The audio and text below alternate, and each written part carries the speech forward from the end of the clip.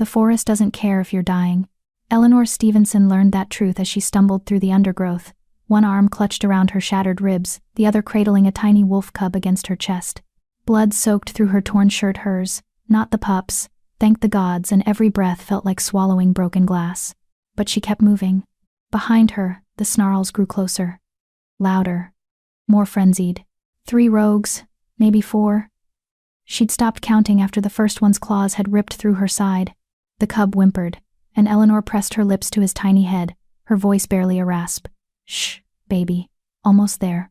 Almost safe. A lie. She had no idea where there was. No idea if safety even existed anymore. The winter storm matched her desperation. Ice-slicked branches clawed at her face. Wind screamed through the pines like a living thing, and the snow fell so thick she could barely see 3 feet ahead. Her wolf stirred beneath her skin, begging to be released, to fight, to run faster. But Eleanor couldn't shift. Not with the cub. Not when her wolf was wrong. She'd known she was different since her first shift at 13. Where other wolves emerged sleek and powerful in browns and grays, Eleanor's wolf had blazed silver-white as moonlight, with eyes that burned like molten mercury. Beautiful, terrifying, unnatural. The Clearwater Pack had called her cursed. An abomination.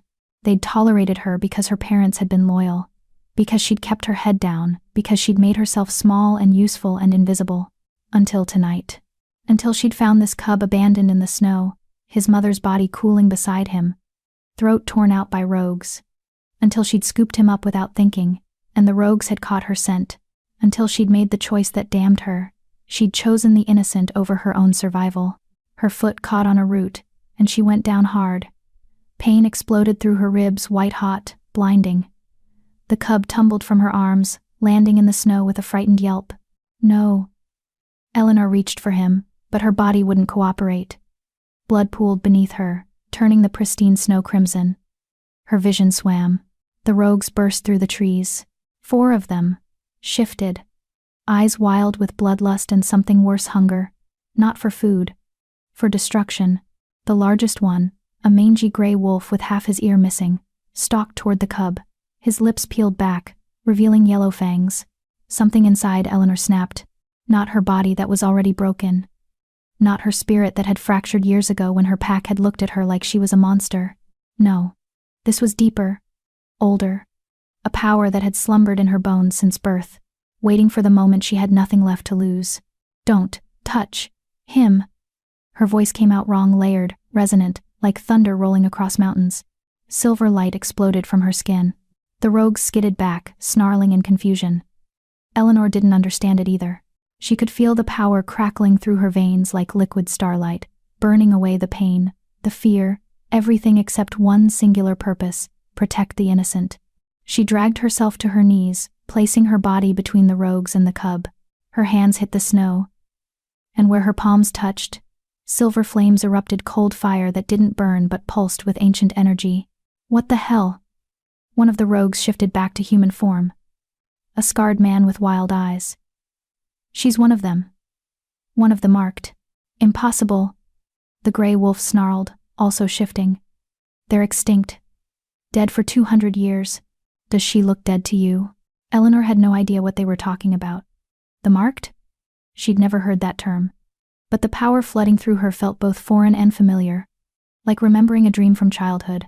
The gray wolf, clearly the leader, bared his teeth. Marked or not, she's dying.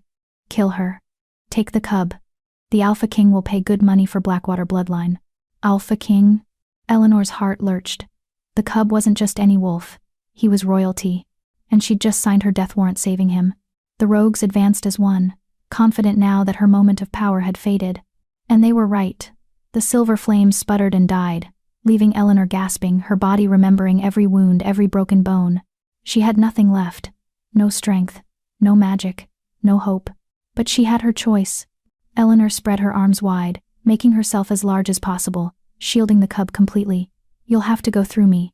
The gray wolf laughed, a sound like grinding stone. That's the idea, sweetheart. He lunged. Eleanor closed her eyes, bracing for death. It didn't come. Instead, the forest went silent. Completely, utterly silent. Even the wind died. Then a growl rolled through the trees, low, primal, saturated with power that made Eleanor's wolf whimper and press flat in submission. Not fear. Recognition. Like her wolf knew that sound, had been waiting for it her entire life. The rogues froze. "Oh gods," one whispered. That's not possible. He never leaves the Northern Territories." "Run!" the gray wolf screamed. But it was too late. He emerged from the storm like a shadow-given form, a massive black wolf, easily twice the size of the rogues, with eyes that glowed amber gold in the darkness. His fur seemed to absorb the light, making him look less like an animal and more like a piece of the night itself had taken shape and fury. Eleanor had never seen anything so terrifying, or so beautiful. The black wolf didn't hesitate. He was on the gray rogue in seconds, jaws closing around the man's throat before he could shift. The sound of bones snapping echoed through the trees. The other 3 rogues scattered, but 2 more wolves materialized from the storm, one rust-colored, one pale gray, cutting off their escape. The fight was swift and brutal. Eleanor could only watch, frozen, as the massive black wolf and his companions dismantled the rogues with practiced efficiency. It was over in less than a minute. The black wolf stood over the gray rogue's body, blood dripping from his muzzle. Then those burning amber eyes locked onto Eleanor. Her breath caught. He padded toward her slowly, each step deliberate, giving her time to run, as if she could, as if her body had anything left to give. When he was 3 feet away, he shifted. Eleanor had seen plenty of shifts in her life, but nothing like this. His was seamless, effortless, one moment a beast, the next a man kneeling in the snow, completely unbothered by the cold despite his nakedness. And what a man.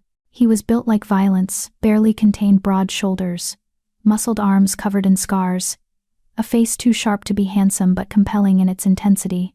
His black hair was long enough to brush his shoulders, and those amber eyes, gods, they pinned her in place like she was a butterfly under glass. But it was his presence that truly stole her breath.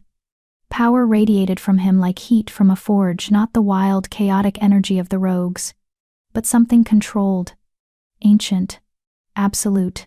This was an alpha. Not just any alpha. The Alpha King the rogues had mentioned. "You're hurt."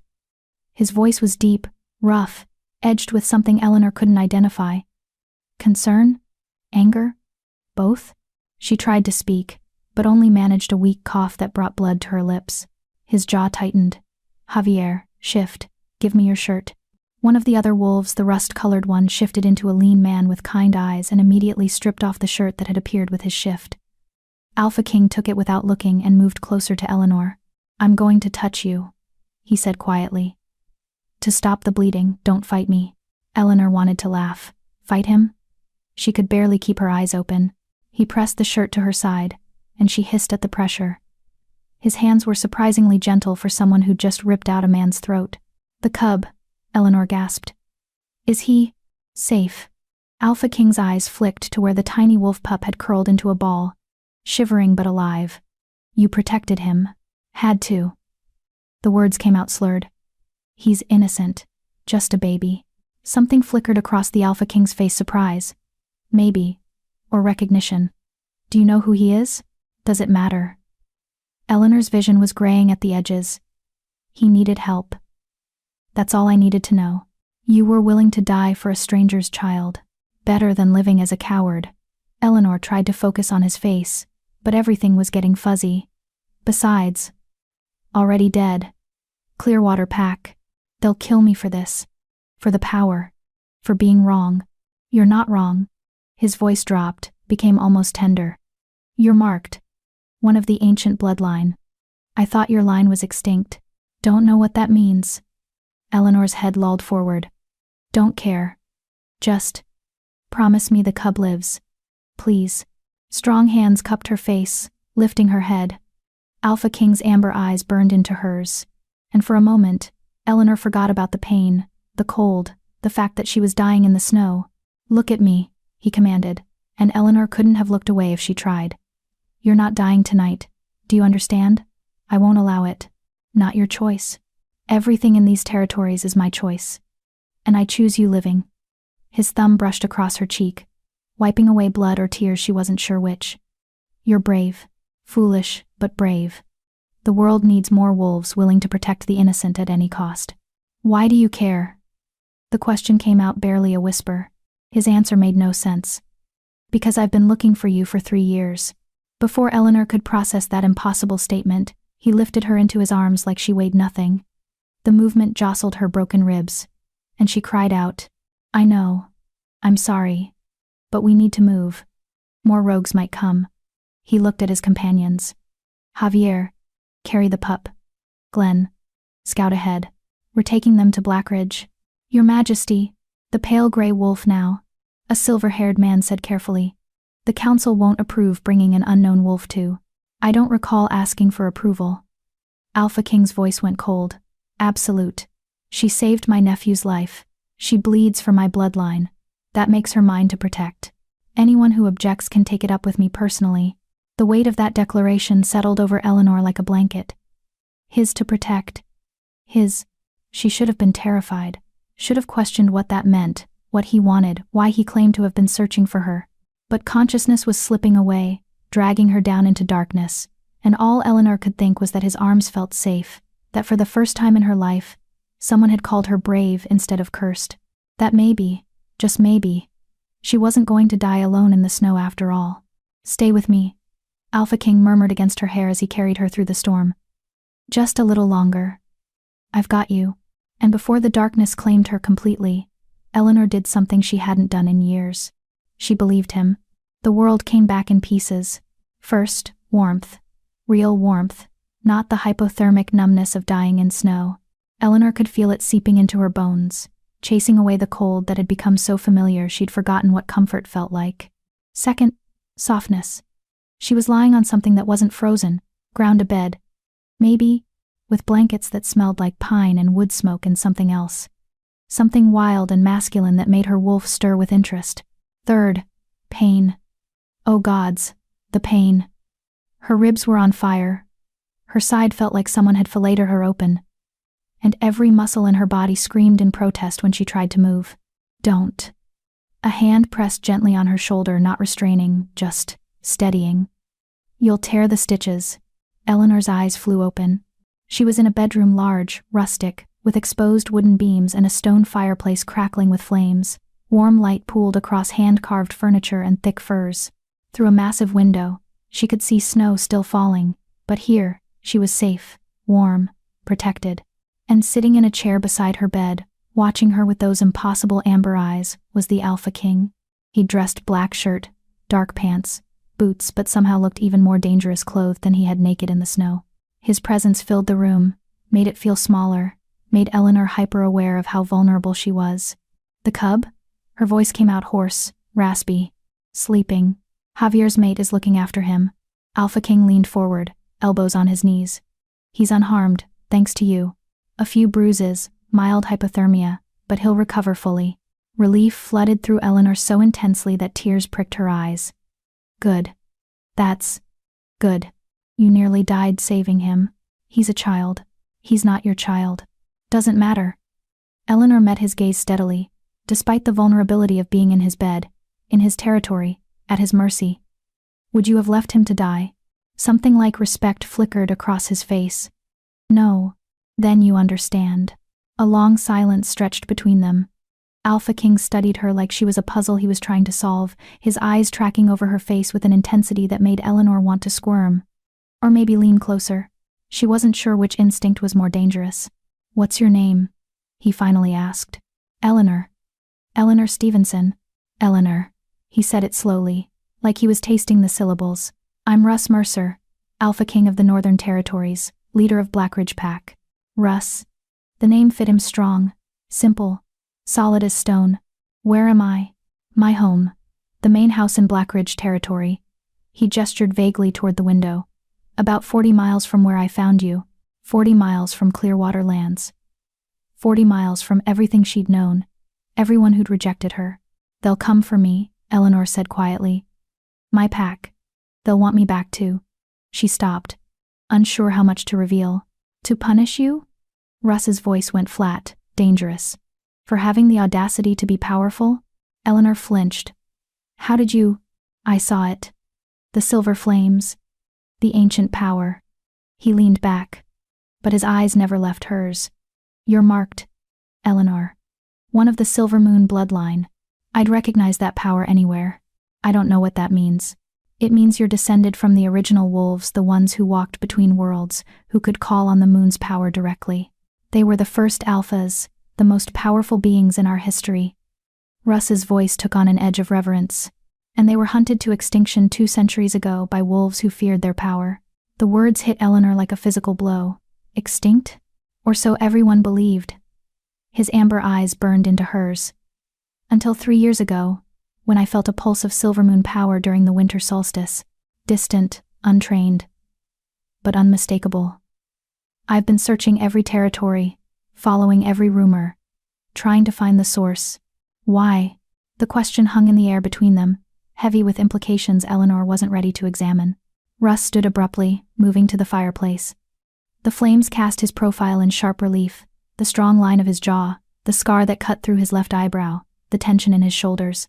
Because of a promise I made, he said finally, and because the old prophecies spoke of the marked returning in our darkest hour, when the packs would be divided, when rogues would rise, when we'd need the ancient power to survive. That sounds like a fairy tale, does it? He turned back to her, and the look on his face made her breath catch. 3 months ago, 5 packs reported coordinated rogue attacks, not random violence, organized raids, strategic targets, someone leading them. 2 weeks ago, they hit a nursery, killed 4 pups, before we could stop them. Horror washed through Eleanor. Who would? Someone who wants to destabilize the packs. Someone with resources and intelligence and a vendetta. Russ's hands clenched into fists. My nephew, the cub you saved, was their next target. They killed his mother, my sister, and were going to use him as leverage to force the council's hand. I'm sorry. The words felt inadequate. About your sister. Pain flickered across his face, there and gone in a heartbeat. So am I. Eleanor wanted to ask more about his sister, about the rogues, about this prophecy he'd mentioned, but exhaustion was pulling at her, making her eyelids heavy. Russ must have noticed, because his expression softened slightly. Sleep, we can talk more when you're healed. My pack won't touch you here. You're under my protection now. He said it with such absolute certainty that Eleanor almost believed him. No one enters Blackridge territory without my permission. You're safe, Eleanor. For the first time in a long time, you're truly safe. She wanted to argue. Wanted to point out that she couldn't stay here, couldn't impose on an alpha king, couldn't trust that this protection wouldn't come with a price she couldn't afford to pay. But her body had other ideas. The warmth, the softness, the bone-deep exhaustion, it all conspired against her. Why are you helping me? She whispered, fighting to keep her eyes open. Russ moved back to the chair beside her bed, close enough that she could see the flecks of gold in his amber eyes. Because you're extraordinary, Eleanor Stevenson. And you don't even know it yet. His hand covered hers, large, warm, calloused. Sleep now. I'll be here when you wake. You don't have to. I know. I want to. And there was something in his voice, some thread of vulnerability beneath the power, that made Eleanor's heart stutter in her chest. She let her eyes close, let the darkness pull her under, and the last thing she felt was Russ's thumb tracing gentle circles on the back of her hand. For the first time in her life, Eleanor Stevenson fell asleep, feeling protected instead of hunted. She just hoped it wasn't another cruel dream that would shatter with the dawn. Chapter 2. The King Who Saved Her. Eleanor woke to voices low, tense, argumentative, absolutely reckless. Your Majesty. Bringing an unknown wolf into the heart of our territory. She's marked, Wallace. That makes her invaluable. If she's actually marked, we have only your word, and forgive me for saying so, but you've been obsessed with finding Silvermoon descendants for years. What if this is just another powerful wolf and you're seeing what you want to see? Eleanor kept her eyes closed, her breathing steady. Years of making herself invisible in Clearwater had taught her the value of listening before revealing you were awake. I know what I saw. Russ's voice was cold steel. The silver flames don't lie, Wallace. Neither does my wolf's response to her. A pause. Heavy with implication. Your wolf's response? The other man, Wallace, sounded wary now. What exactly does that mean? It means my wolf recognized her, claimed her before I even knew her name. Russ's voice dropped lower, almost a growl. So yes, she stays.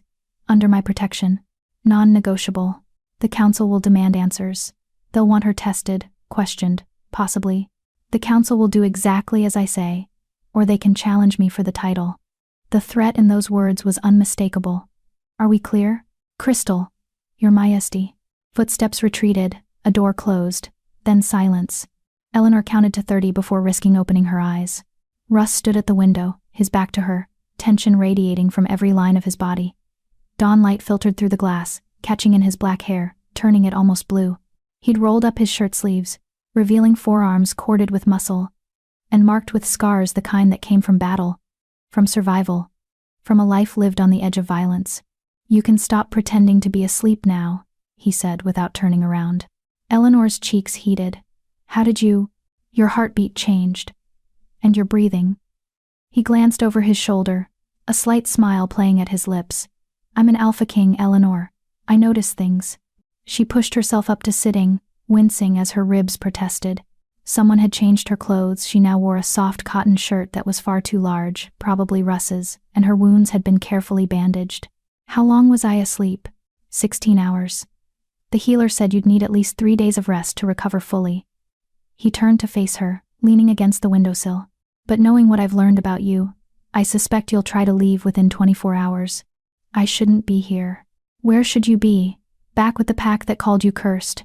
Back with wolves who'd punish you for having the audacity to be powerful. His amber eyes pinned her in place. Or maybe you'd prefer to be dead in the snow, frozen, forgotten, having sacrificed everything for a child that wasn't yours. The words were harsh, but his tone wasn't angry. Just frustrated. Like he genuinely couldn't understand why she'd devalue herself so completely. I don't have anywhere else to go, Eleanor admitted quietly. But I won't be a burden. As soon as I'm healed, I'll leave. Find somewhere new. A pack that needs a... She stopped, unsure what she could even offer. What did you call yourself when your own kind rejected you? A healer, Russ suggested. Because Javier told me you were checking the cub for injuries even while you were bleeding out. Or maybe a warrior. Because you stood against 4 rogues with broken ribs and no backup. Or perhaps a leader. Because in that moment, you made a choice that saved an innocent life, and damn the consequences. Eleanor stared at him. Why are you doing this? Doing what? Trying to make me sound heroic, noble. She gestured helplessly. I'm not. I'm wrong, Russ. My wolf is wrong. My power is wrong. I've known it my entire life. The pack knew it. My parents knew it before they died. I'm extraordinary.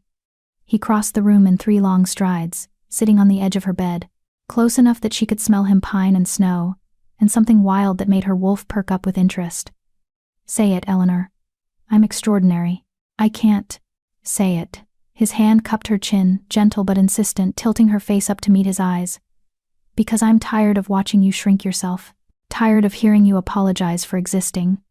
You are marked. You are powerful. You are brave.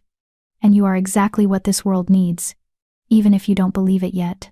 His touch burned not painfully, but like coming in from the cold and feeling your frozen skin remember what warmth meant. Eleanor's breath caught, trapped somewhere between her lungs and her throat. I don't understand you, she whispered. We're strangers. You don't know anything about me except that I know you threw yourself between rogues and an innocent child without hesitation. I know you bled out protecting someone else's bloodline. I know your power scared you, but you used it anyway when it mattered. His thumb brushed across her cheekbone, achingly tender. I know that when I found you dying in the snow, you didn't beg for your own life. You begged for his. Tears pricked Eleanor's eyes. He deserved to live. So do you. 3 words. Simple. Devastating. Because no one had ever said that to her before. Not like this. Not like they meant it down to their bones. Russ. Her voice broke. He pulled back, as if sensing she needed space, but his eyes never left hers. I'm not trying to overwhelm you. I need you to understand that you're safe here. Not just physically. You're safe to be yourself, all of yourself. The power, the silver flames, whatever you've been taught to hide. It's not wrong, Eleanor. It's who you are. And what if who I am is dangerous? Then you'll fit right in. A wry smile touched his lips. In case you haven't noticed, I'm not exactly a cuddly house pet. Despite everything, Eleanor felt her own lips twitch. I noticed. Good. He stood, moving back toward the window, giving her space to breathe. The healer will be back this afternoon to check your wounds. Javier's mate, Addie, will We'll bring you food and clean clothes. And if you need anything at all, there's a bell on the nightstand. Ring it, and someone will come. I don't need. I know. You're very self-sufficient and independent and used to taking care of yourself. He glanced back at her. But humor me. Let someone take care of you for once. Before Eleanor could respond, a knock sounded at the door. Come, Russ called. A woman entered, petite, with warm brown skin and kind eyes that immediately found Eleanor. She carried a tray laden with food, and behind her, a small wolf cub padded nervously into the room. Eleanor's heart clenched. The cub, alive, healthy. His silver-gray fur fluffed out from a recent bath, and his blue eyes so human, so aware, locked onto Eleanor with unmistakable recognition. Oh, Eleanor breathed. The cub yipped once, then scrambled across the floor and launched himself onto the bed. He was small enough that he barely jostled her, but Eleanor still gasped at the movement. Russ moved forward, but Eleanor waved him off.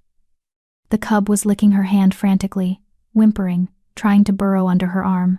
He's been looking for you, Addie said softly, setting the tray on a side table. Wouldn't settle until we brought him up here. I think he knows you saved him. Eleanor gathered the cub against her chest, careful of her ribs. He was warm and solid and alive, and something in her chest that had been clenched tight for 16 hours finally loosened. Hey, little one, she murmured. You're okay. You're safe now. The cub made a sound that was half whimper, half purr, and settled against her like he'd found exactly where he belonged. Eleanor looked up to find Russ watching her with an expression she couldn't read, intense, almost hungry, but not in a threatening way. More like he was memorizing this moment, burning it into his mind. His name is Drew, Russ said quietly. Drew Mercer, my sister's son. He's 3 years old, too young to shift back on his own yet. I'm so sorry. Eleanor met his eyes. About your sister. He must miss her terribly. Pain flickered across Russ's face, quickly masked. Olivia was. She was the best of us. Kind, strong, fierce when she needed to be. She deserved better than dying alone, protecting her son from monsters. She didn't die alone, Eleanor said firmly. She died knowing she'd kept him safe long enough for help to arrive. That's not nothing, Russ. That's everything. Something in his expression cracked just for a moment, just enough for Eleanor to see the grief underneath the alpha's mask. Then he nodded, once, and turned away. I'll let you eat and rest. Addie will stay if you need anything. Russ, Eleanor didn't know what she wanted to say, only that she couldn't let him leave like this. Thank you. For saving us, for seeing me. He paused at the door, his hand on the frame. You saved him first, Eleanor. I just made sure you both survived the night. His eyes met hers one last time. And I always see you. From the moment I found you bleeding in the snow, I've seen exactly who you are. Then he was gone. And Eleanor was left with Addie's knowing smile, a sleeping cub in her arms, and a heart that beat just a little faster than it should. He's not usually like this, Addie said conversationally, arranging food on the tray. Russ. I mean, he's intense, yes. Protective of the pack, absolutely. But this, she gestured vaguely. This is different. I don't know what you mean. Yes, you do. Addie's smile was gentle, not mocking. But that's okay. You just got here. You're still healing. No need to figure everything out right now. She moved toward the door, then paused. But Eleanor, whatever happened to you before, whatever your old pack told you about yourself, they were wrong. And I think deep down you know it. She left before Eleanor could respond. Eleanor looked down at Drew, who'd fallen asleep against her chest, his little paws twitching with dreams. Then she looked at the tray of food, real food, lovingly prepared. More than she could possibly eat. Then she looked at the room, warm, safe, protected. And for the first time in longer than she could remember, Eleanor Stevenson let herself imagine what it might feel like to stop running, to stop hiding, to stop believing she was too wrong to deserve a place in the world. Outside the window, snow continued to fall. But inside, wrapped in borrowed clothes and borrowed warmth, with a sleeping cub in her arms and an alpha king who claimed he'd been searching for her for 3 years, Eleanor felt something she'd thought long dead begin to stir. Hope. Dangerous, fragile, terrifying hope. She was probably going to regret this. Probably going to get hurt. Probably going to discover that this protection came with strings she couldn't afford to pull. But for right now, in this moment, Eleanor let herself rest, and that was enough. Chapter 3. Nightmares and Memories. The nightmare came 3 nights later. Eleanor was back in Clearwater territory, 13 years old again, her body trembling with the first shift. She could feel her bones breaking and reforming, her skin rippling with fur, her senses exploding with new awareness. Her mother's voice tight with fear. "Something's wrong. She's not David, look at her." Her father, stepping back. "What is she?" And then the shift completed, and Eleanor saw herself reflected in her mother's horrified eyes, not brown or gray or even black, silver. Pure, luminous silver, like she'd been carved from moonlight itself. Beautiful, monstrous, wrong. The pack had gathered, drawn by the commotion. She remembered their faces' shock, fear, disgust. She remembered the whispers starting immediately, spreading like wildfire. Cursed, unnatural, the old bloodline. The dangerous one. Alpha Thomas had stepped forward, his expression grave. "Eleanor Stevenson, your wolf is unusual. Until we understand what this means, you are restricted to human form in public spaces. You will not shift unless given explicit permission. Do you understand?" She'd been 13, terrified, desperate to belong. She'd said yes.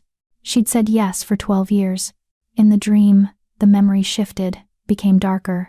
Her parents' funeral when she was 16, killed in a rogue attack while she'd been locked in her room. Forbidden to fight. Forbidden to help because her power might escalate the situation. She'd begged Alpha Thomas to let her out. Screamed until her throat bled. He'd refused. And her parents had died while she'd clawed at the door, her silver wolf howling inside her mind, trapped, useless, wrong, wrong, wrong. "Eleanor, Eleanor, wake up." Hands on her shoulders, gentle but firm. A voice cutting through the nightmare. Low and rough. And real. Eleanor's eyes snapped open. She was back in Russ's guest room. Tangled in sheets. Her face wet with tears. And Russ was there. Kneeling beside the bed. His amber eyes filled with concern. "You were screaming," he said quietly. "I heard you from down the hall." Eleanor tried to speak, but only managed a choked sob. The grief was fresh again. Raw. Like the funeral had been yesterday instead of 9 years ago. Russ didn't hesitate. He climbed onto the bed and pulled her against his chest, one hand cradling the back of her head, the other wrapped around her waist. His heat surrounded her, solid and real, chasing away the ghosts. "Breathe," he murmured against her hair. "Just breathe. You're safe. Whatever you saw, it's not here. It can't touch you here." Eleanor pressed her face against his shoulder and let herself break.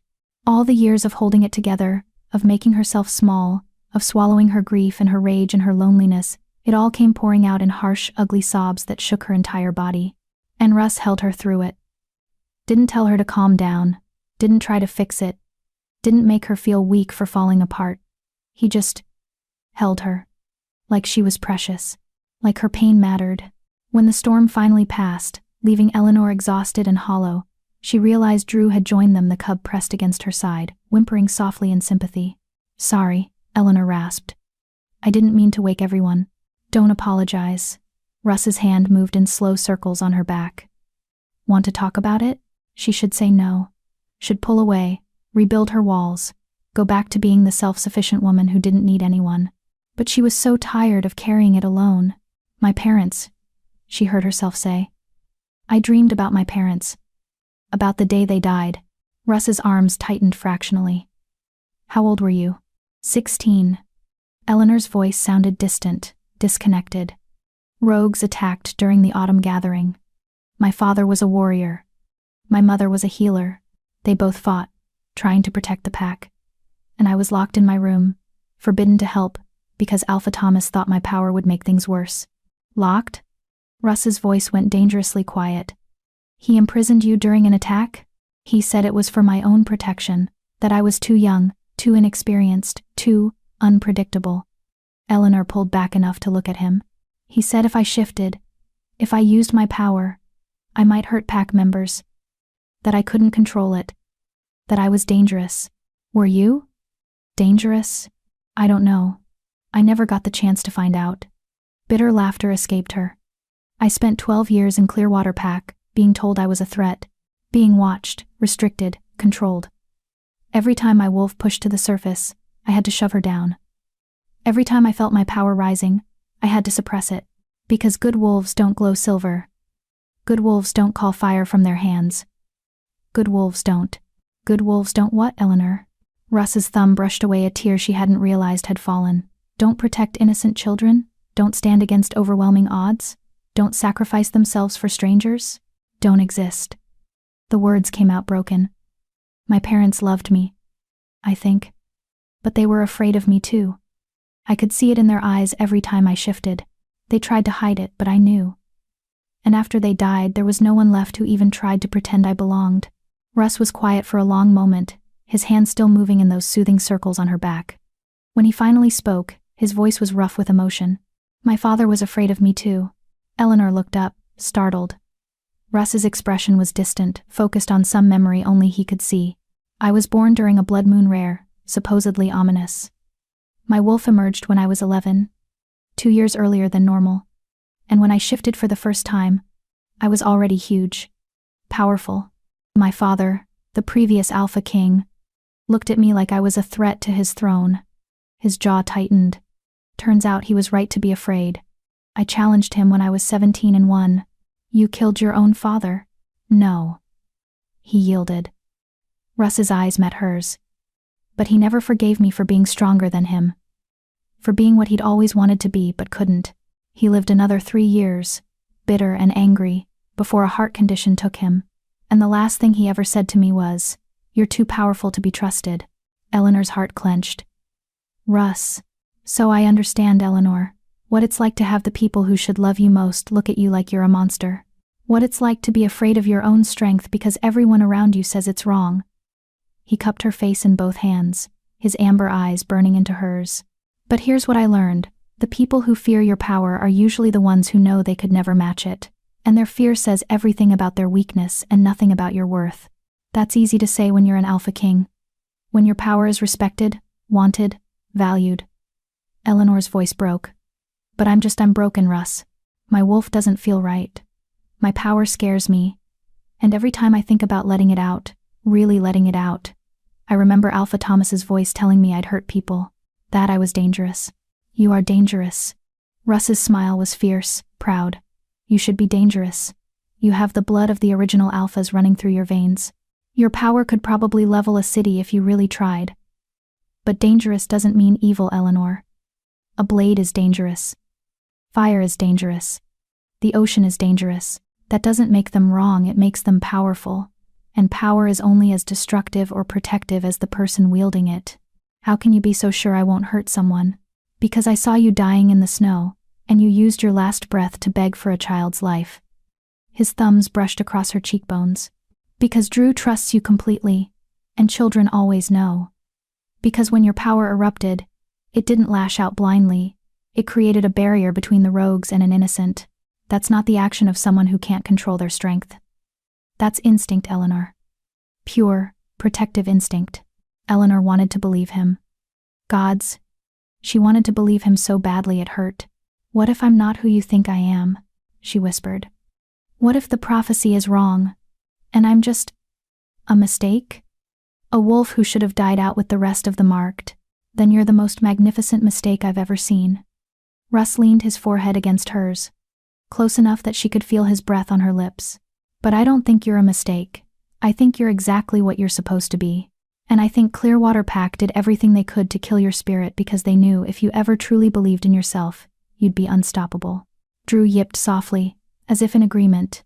And despite everything, Eleanor felt a laugh bubble up in her chest. You're very good at speeches, she said. It's the Alpha King thing, comes with the territory. But his smile was soft, genuine. Feeling better? A little. She was. The nightmare's grip had loosened, replaced by something warmer, steadier. Thank you. For this. You didn't have to. Eleanor. He pulled back just enough to look her in the eyes. I know we've only known each other 3 days. But I need you to understand something. Her heart stuttered. What? When I found you in the snow, my wolf didn't just recognize your power. He recognized you. As in, you specifically. Like he'd been waiting for you his entire life. Russ's voice dropped lower, intimate. Wolves mate for life, Eleanor. And when we find our mate we know. Instantly, Completely. Without question. The air between them went electric. You're saying Eleanor couldn't finish the sentence. Couldn't let herself hope for something that impossible. I'm saying my wolf has claimed you. And while I'm trying very hard to give you space, to let you heal and adjust and figure out what you want, it's taking every ounce of control I have not to. He stopped, jaw clenching. Not to make this harder for you than it already is. Eleanor's mind reeled. Mates. He was talking about mates. About the bond that was supposed to be sacred. Permanent. Unbreakable. About choosing her. I don't know what to say, she admitted. You don't have to say anything. Not now. Russ stood, carefully extracting himself from the bed. I just needed you to know. So when you're ready, if you're ever ready, you'll understand why I can't just let you leave. Why I'll fight anyone who tries to hurt you. Why? He ran a hand through his hair. Frustrated. Why you matter to me in ways I'm probably not explaining well at all. Eleanor sat up, wincing as her still healing ribs protested. Russ, I don't know how to be someone's mate. I don't even know how to be comfortable in my own skin. How can I possibly? You don't have to be anything except yourself. He moved toward the door, then paused. The woman who saved Drew, who stood against rogues with nothing but courage and broken bones, who calls silver fire from her hands and doesn't even realize how extraordinary that is. That woman is exactly who I want, Eleanor. Scars, fears, doubts and all. He left before she could respond, the door closing softly behind him. Eleanor sat in the darkness, Drew pressed against her side, her mind spinning with everything Russ had said. Mates. He thought they were mates. Her wolf stirred, pressing against her consciousness with unusual insistence. And for the first time, Eleanor didn't push her down. She let her wolf rise to the surface, let her feel the connection to Russ that she'd been too afraid to acknowledge. And oh gods, her wolf recognized him too, knew him, wanted him with a ferocity that took Eleanor's breath away. This was real. This was happening. And Eleanor had absolutely no idea what to do about it. She looked down at Drew, who'd fallen back asleep, his little body warm and trusting against her. Your uncle is going to be the death of me, she whispered. Drew's tail wagged once, even in sleep. Despite everything, the nightmares, the revelations, the impossible situation she'd found herself in, Eleanor felt her lips curve into a small smile. Maybe being someone's mate didn't mean being perfect. Maybe it just meant being brave enough to let yourself be seen.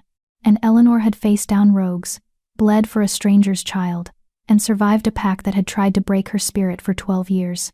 Surely she could be brave enough for this too, couldn't she? Chapter 4. The Ancient Circle Awakens. Eleanor had been at Blackridge for a week when Russ asked her to take a walk. Her ribs had healed enough that she could move without gasping, and the gash in her side had closed to an angry pink scar. Addie had brought her proper clothes, soft leggings, a thick sweater, boots lined with fur. Everything fit perfectly, like they'd been chosen specifically for her. Where are we going? Eleanor asked as they left the main house, Drew padding along beside them in wolf form. The cub refused to be separated from her for more than a few hours at a time. Somewhere you need to see. Russ's breath fogged in the cold air. Snow had fallen overnight, blanketing the territory in pristine white. Somewhere that might help you understand what you are. Eleanor's stomach tightened with anxiety, but she followed. She'd been avoiding this conversation all week, the mate bond, the prophecy, her supposed destiny. Russ had given her space, but she'd felt his eyes on her constantly, tracking her movements, checking on her healing. It should have felt suffocating. Instead, it felt safe. They walked in comfortable silence through the forest, the crunch of snow beneath their feet the only sound. Eleanor noticed things about Blackridge territory that Clearwater had never had: markers of care, of cultivation. The paths were maintained. The trees showed signs of selective cutting for sustainable growth. She spotted wards carved into certain trunks, protection symbols she recognized from her mother's healing work. You take care of your land, she observed. The land takes care of us. Only fair to return the favor. Russ glanced at her. Clearwater didn't maintain their territory? Alpha Thomas believed in dominance over nature, not partnership with it. Eleanor's voice went flat. He clear-cut sections for profit, overhunted the game. Let pollution from nearby towns seep into the streams. My mother used to argue with him about it. Said we were killing the land that sustained us. Smart woman. She was. Eleanor's throat tightened. She taught me everything she knew about healing, about herbs, about the old ways. Said even if the pack didn't value those skills, I should. That knowledge was power they couldn't take from me. Russ was quiet for a moment. She sounds like she loved you very much. She did, but she was still afraid. Eleanor kicked at a clump of snow. Love and fear can exist in the same heart. I learned that early. They crested a hill, and Eleanor's breath caught. Below them lay a valley she hadn't seen before, a hidden pocket of land surrounded by ancient pines. In the center stood a stone circle, weathered by time but still intact. Each stone was taller than a man, carved with symbols that seemed to pulse with faint light even in daylight. And in the very center, a single stone altar draped in snow. "What is this place?" Eleanor whispered. "The Moonstone Circle, built by the first wolves over 1,000 years ago." Russ started down the hill, his voice reverent. "It's a sacred site, one of only 3 remaining in all the territories. My ancestors have protected it for generations." Eleanor followed, her wolf stirring with unusual intensity. The closer they got to the circle, the more her skin prickled with energy. It felt like standing near lightning about to strike, electric, dangerous, alive. Drew whined softly, pressing against her leg. "It's okay," Eleanor murmured, though she wasn't sure it was. They entered the circle, and the moment Eleanor crossed the threshold, everything changed. The air grew thick, heavy with power. The symbols on the stones began to glow, not with reflected light, but with their own inner luminescence. Silver light, the exact shade of her wolf's fur. "Russ," Eleanor's voice shook. "What's happening?" He stood at the altar, watching her with an expression of awe and something else. "Vindication, maybe. The circle recognizes you. It hasn't reacted to anyone in over 200 years. Eleanor took another step forward, and the light intensified. Her skin began to glow in response, silver flames dancing across her arms without heat, without pain, just pure, radiant energy. "I don't understand." "Look at the altar." Eleanor approached slowly, Drew staying close. The stone altar was carved with intricate designs, wolves running beneath a full moon, figures with raised hands calling down light, battles and births and deaths all woven together in an epic story. But it was the center image that made Eleanor's heart stop.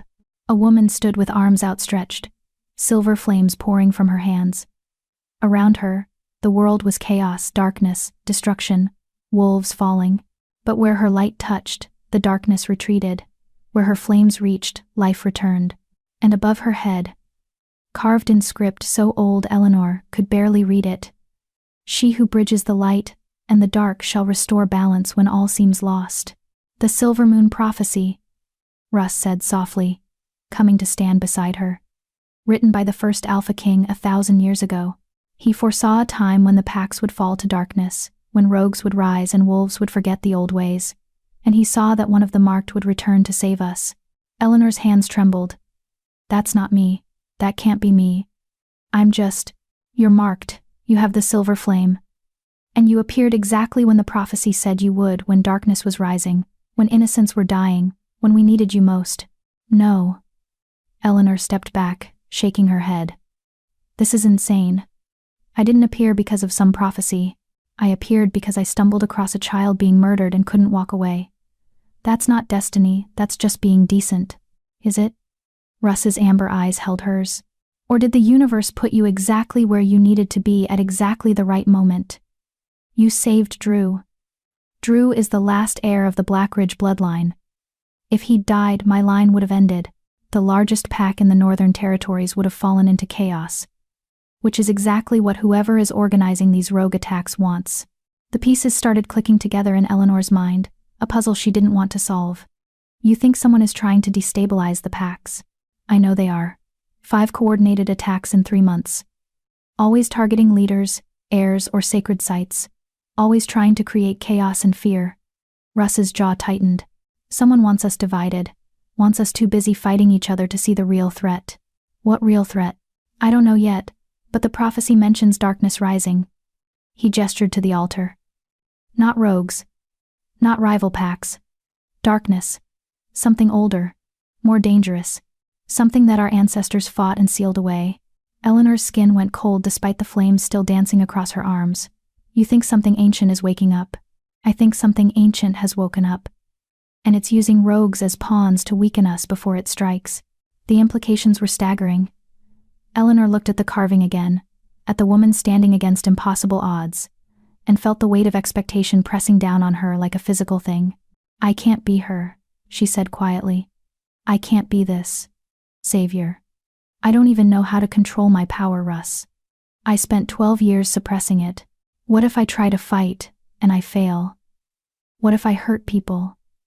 What if, Eleanor?"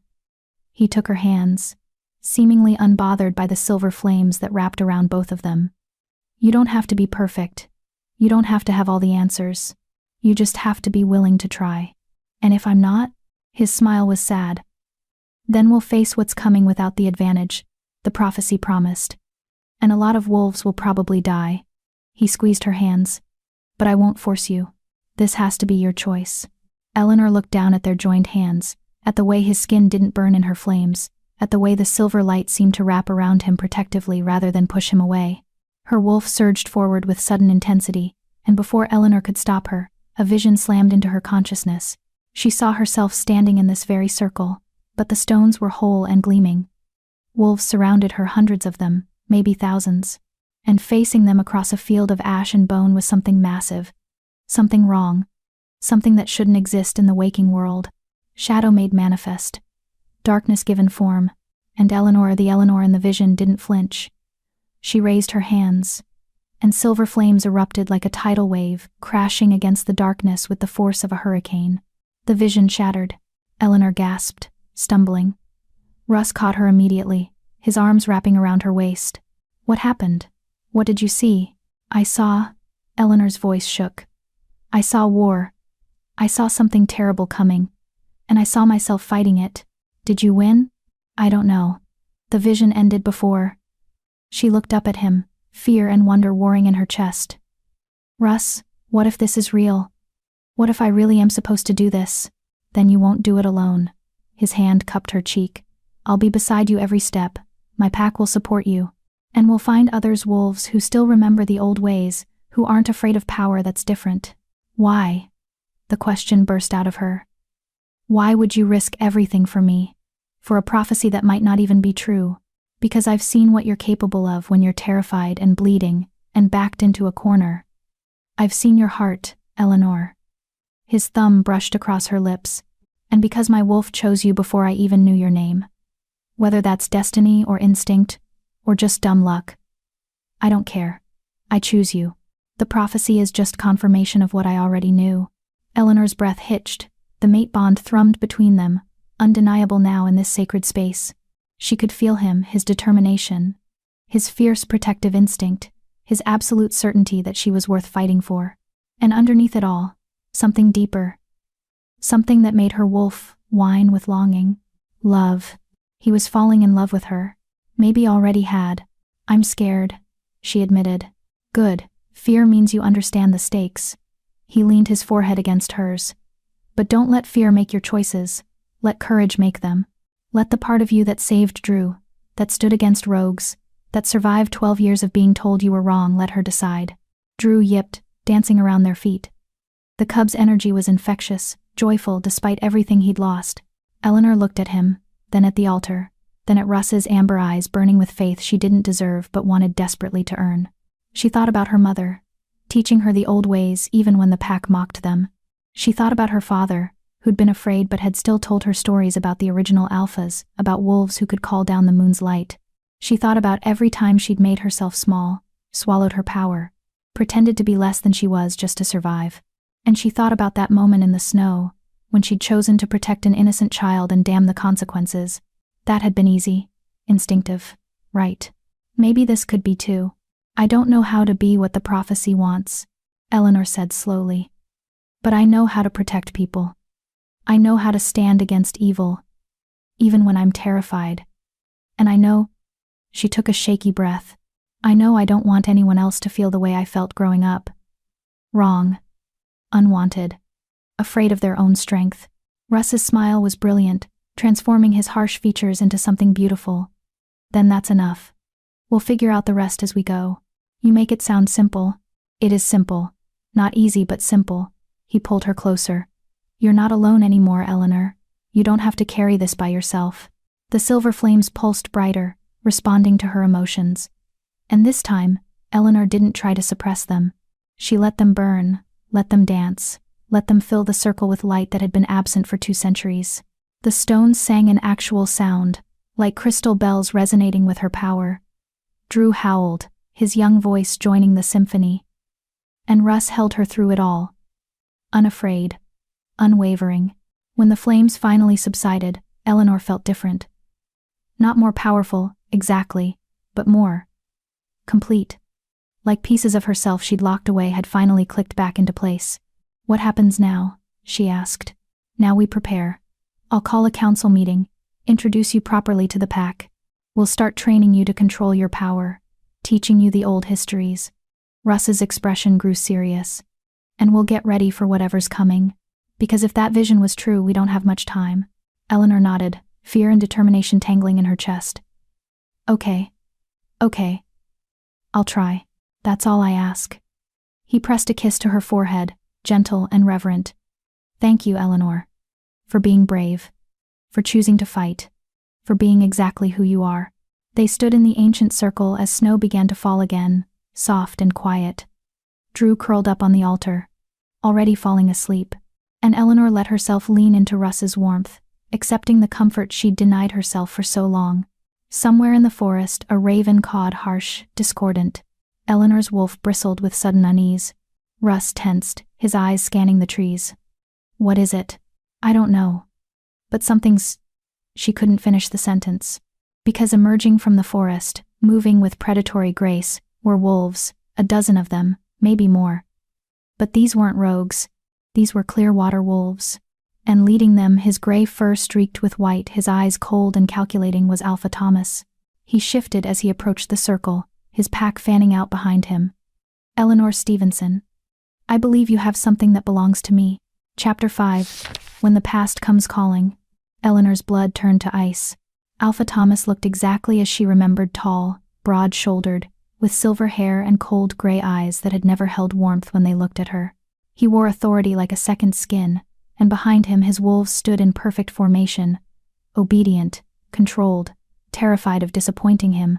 She recognized some of them: Brad, who'd been 2 years ahead of her in training; Sandy, who'd once been kind before the pack's fear of Eleanor had made kindness too dangerous; Glenn, no, different Glenn.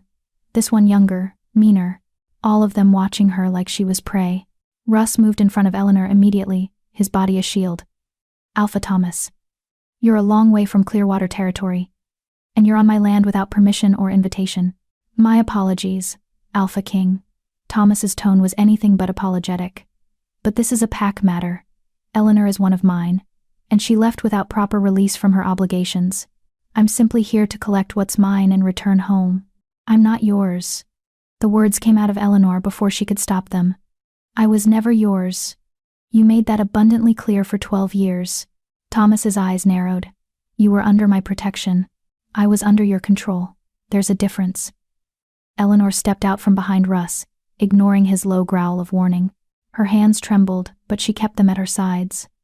"You locked me away, forbade me to shift. Let my parents die while I begged you to let me fight.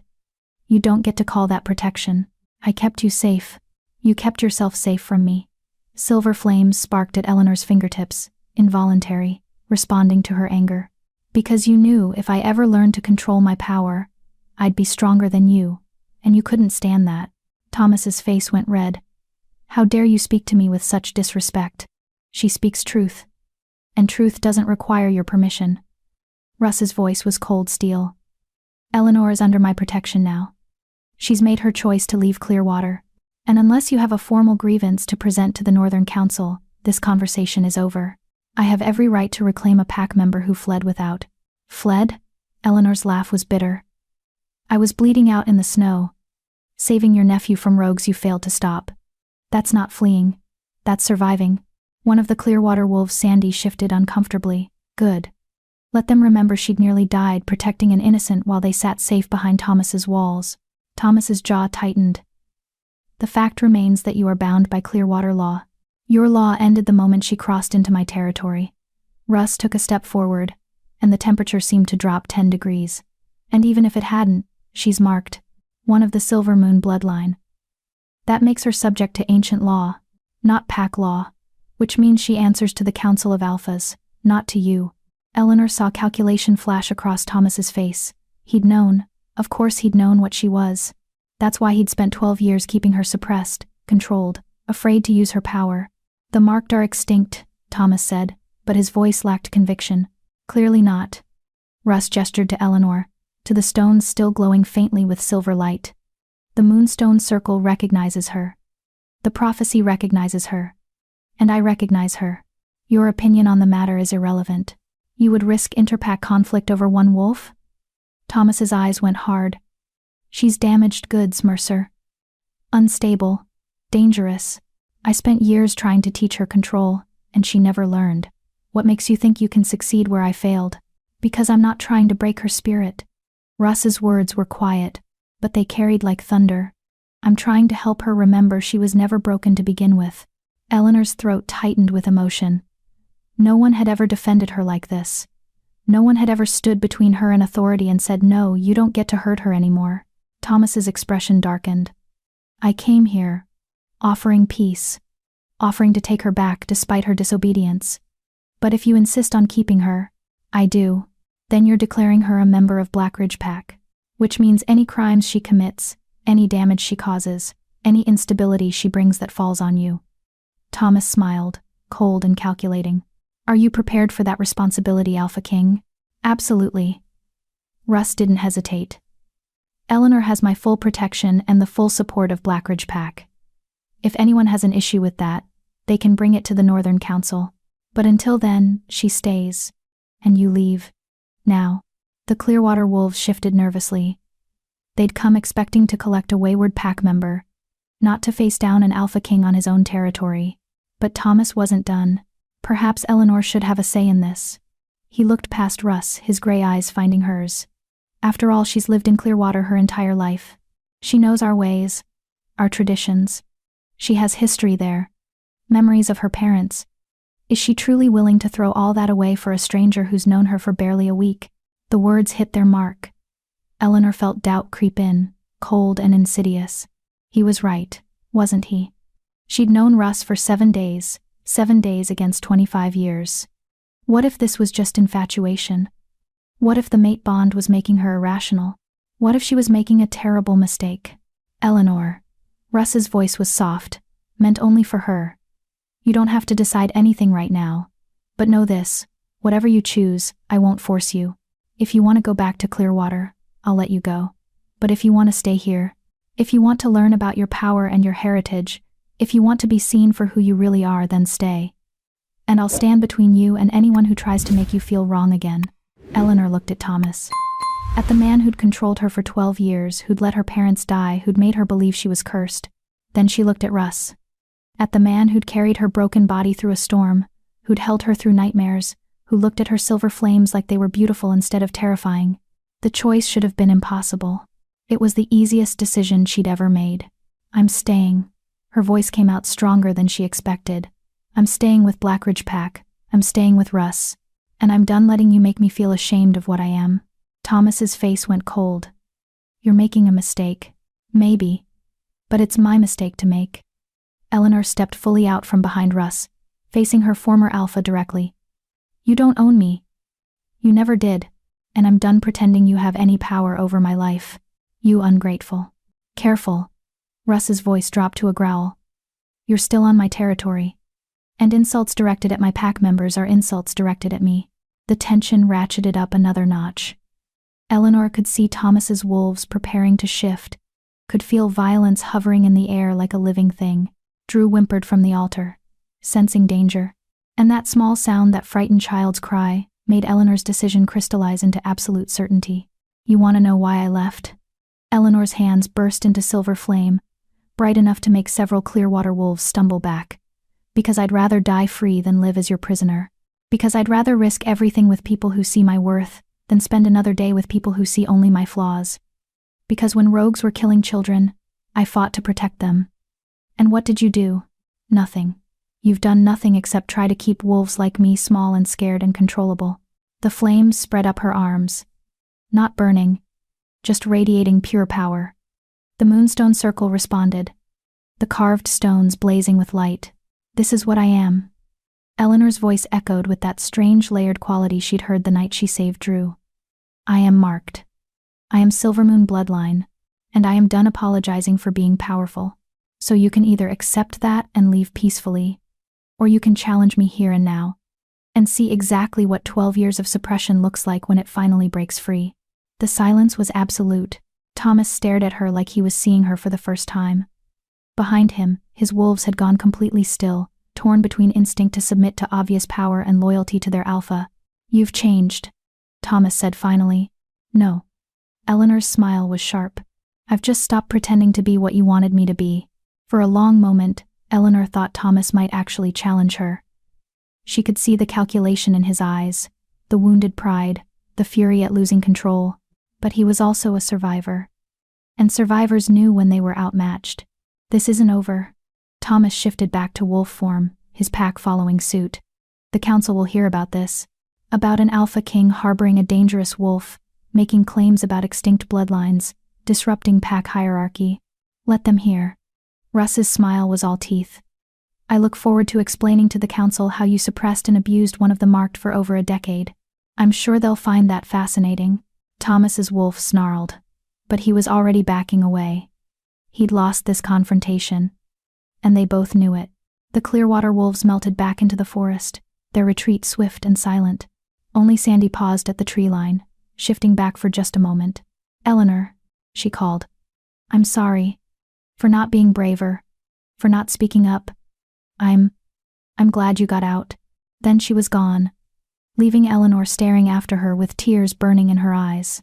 The moment the Clearwater wolves were out of sight, Eleanor's legs gave out. Russ caught her before she hit the ground, gathering her against his chest. I've got you. You're okay, you did so well.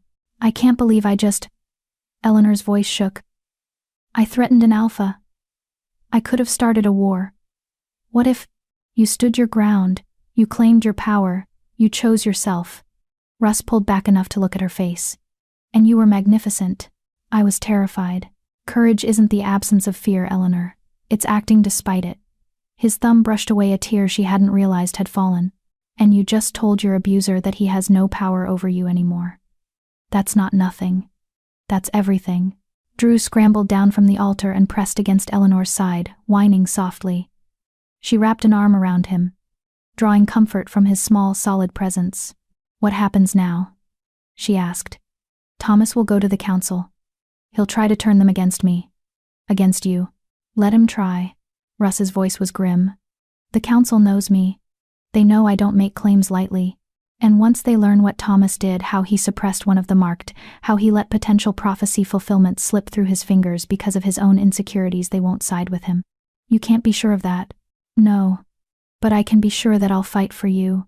That Blackridge will fight for you. He helped her stand, keeping one arm around her waist.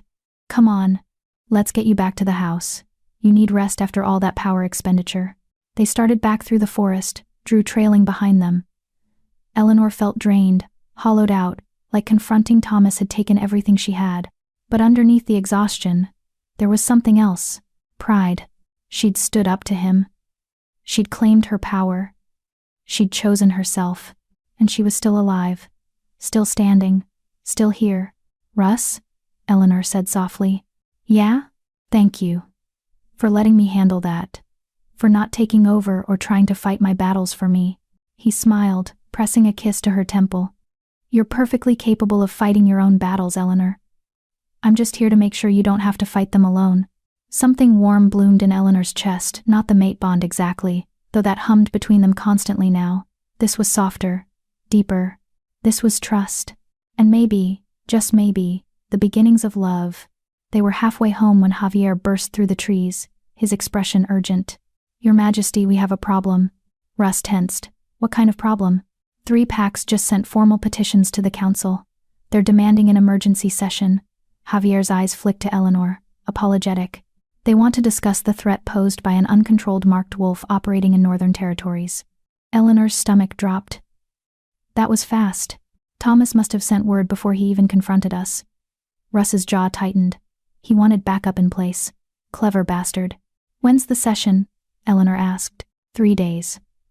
At the gathering grounds. Javier looked at Russ. The council is demanding you appear in person. And they're demanding you bring Eleanor. Eleanor felt the weight of what was coming settle over her like a shroud. She'd challenged an alpha and won. But now she'd have to defend herself to an entire council of alphas, powerful wolves, who'd spent centuries believing the marked were extinct, dangerous, better off dead. This wasn't just about her anymore. This was about whether the old bloodlines had a place in the modern world. This was about whether power that couldn't be controlled by traditional hierarchy should be allowed to exist. This was about whether Eleanor Stevenson deserved to live free, or whether she should be bound, suppressed, broken, just like Thomas had tried to break her for 12 years. "Well," Eleanor said quietly, her hand finding Russ's.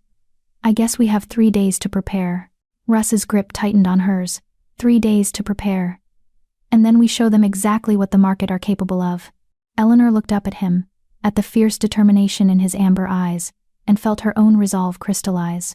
She'd spent 12 years being afraid. She'd spent 12 years making herself small. But if the council wanted to see what happened when you tried to cage something powerful, Eleanor would show them. And this time, she wouldn't hold back. Chapter 6. Learning to Trust Again. The first night after the confrontation, Eleanor couldn't sleep. She stood at her bedroom window, watching snow fall over Blackridge territory, her mind replaying the day's events on an endless loop. Thomas's face. The Clearwater wolves backing away.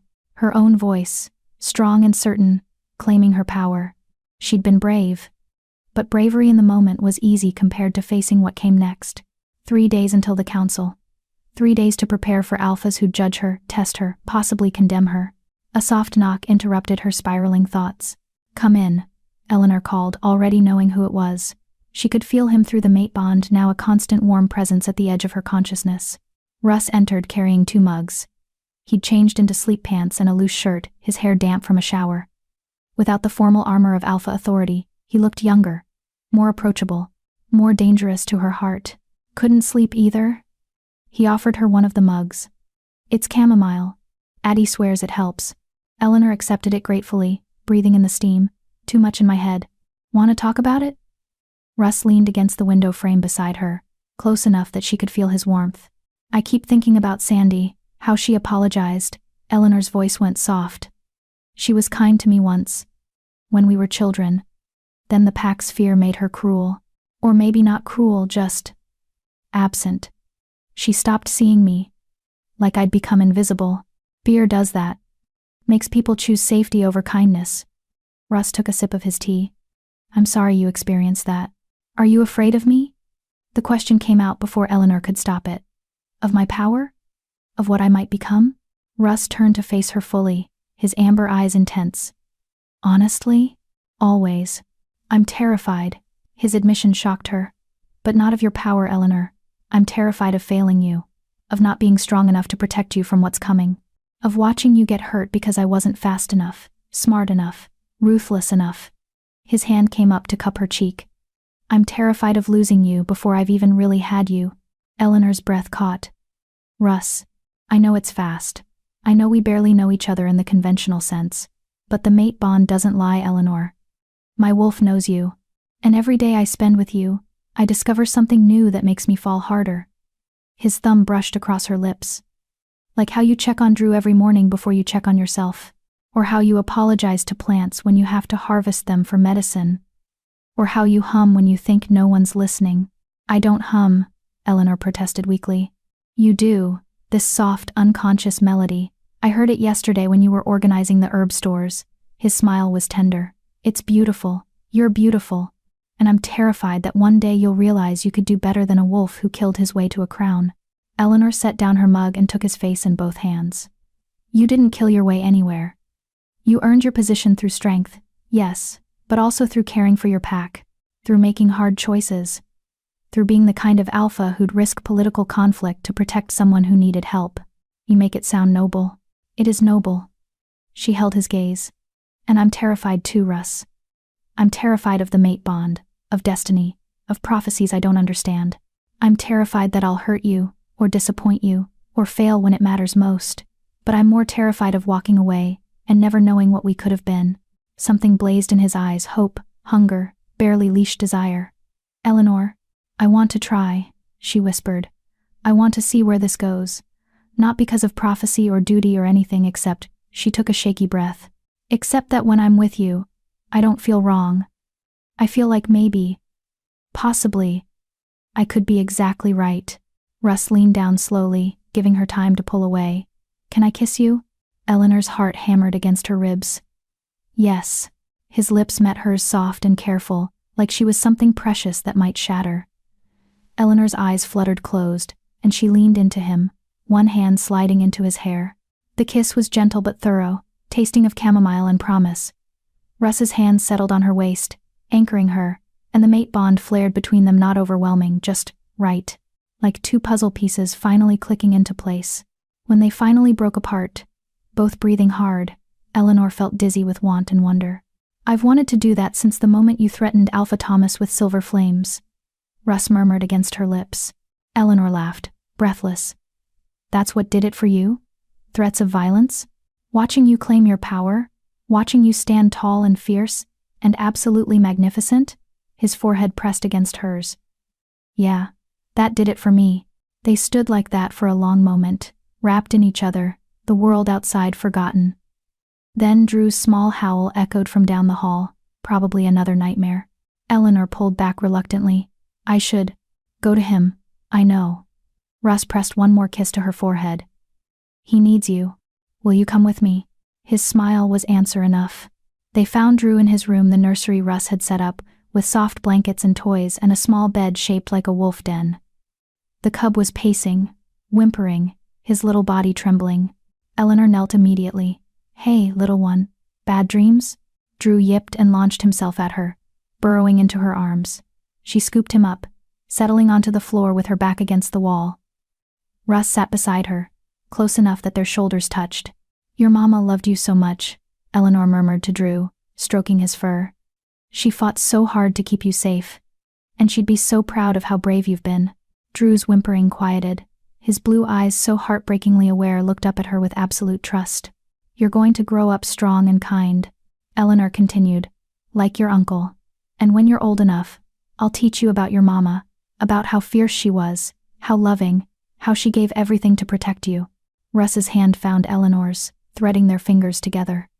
She glanced at him and saw tears tracking down his cheeks, silent, but genuine. Thank you, he said quietly, for loving him, for giving him what I couldn't. What do you mean? Softness, gentleness. I can protect him, train him, make him strong. But you, his voice roughened, you give him comfort, you make him feel safe enough to grieve. That's not something I know how to do. Eleanor squeezed his hand. Then we'll do it together. You give him strength, I'll give him softness, and between us, maybe he'll grow up whole. We make a good team. Yeah.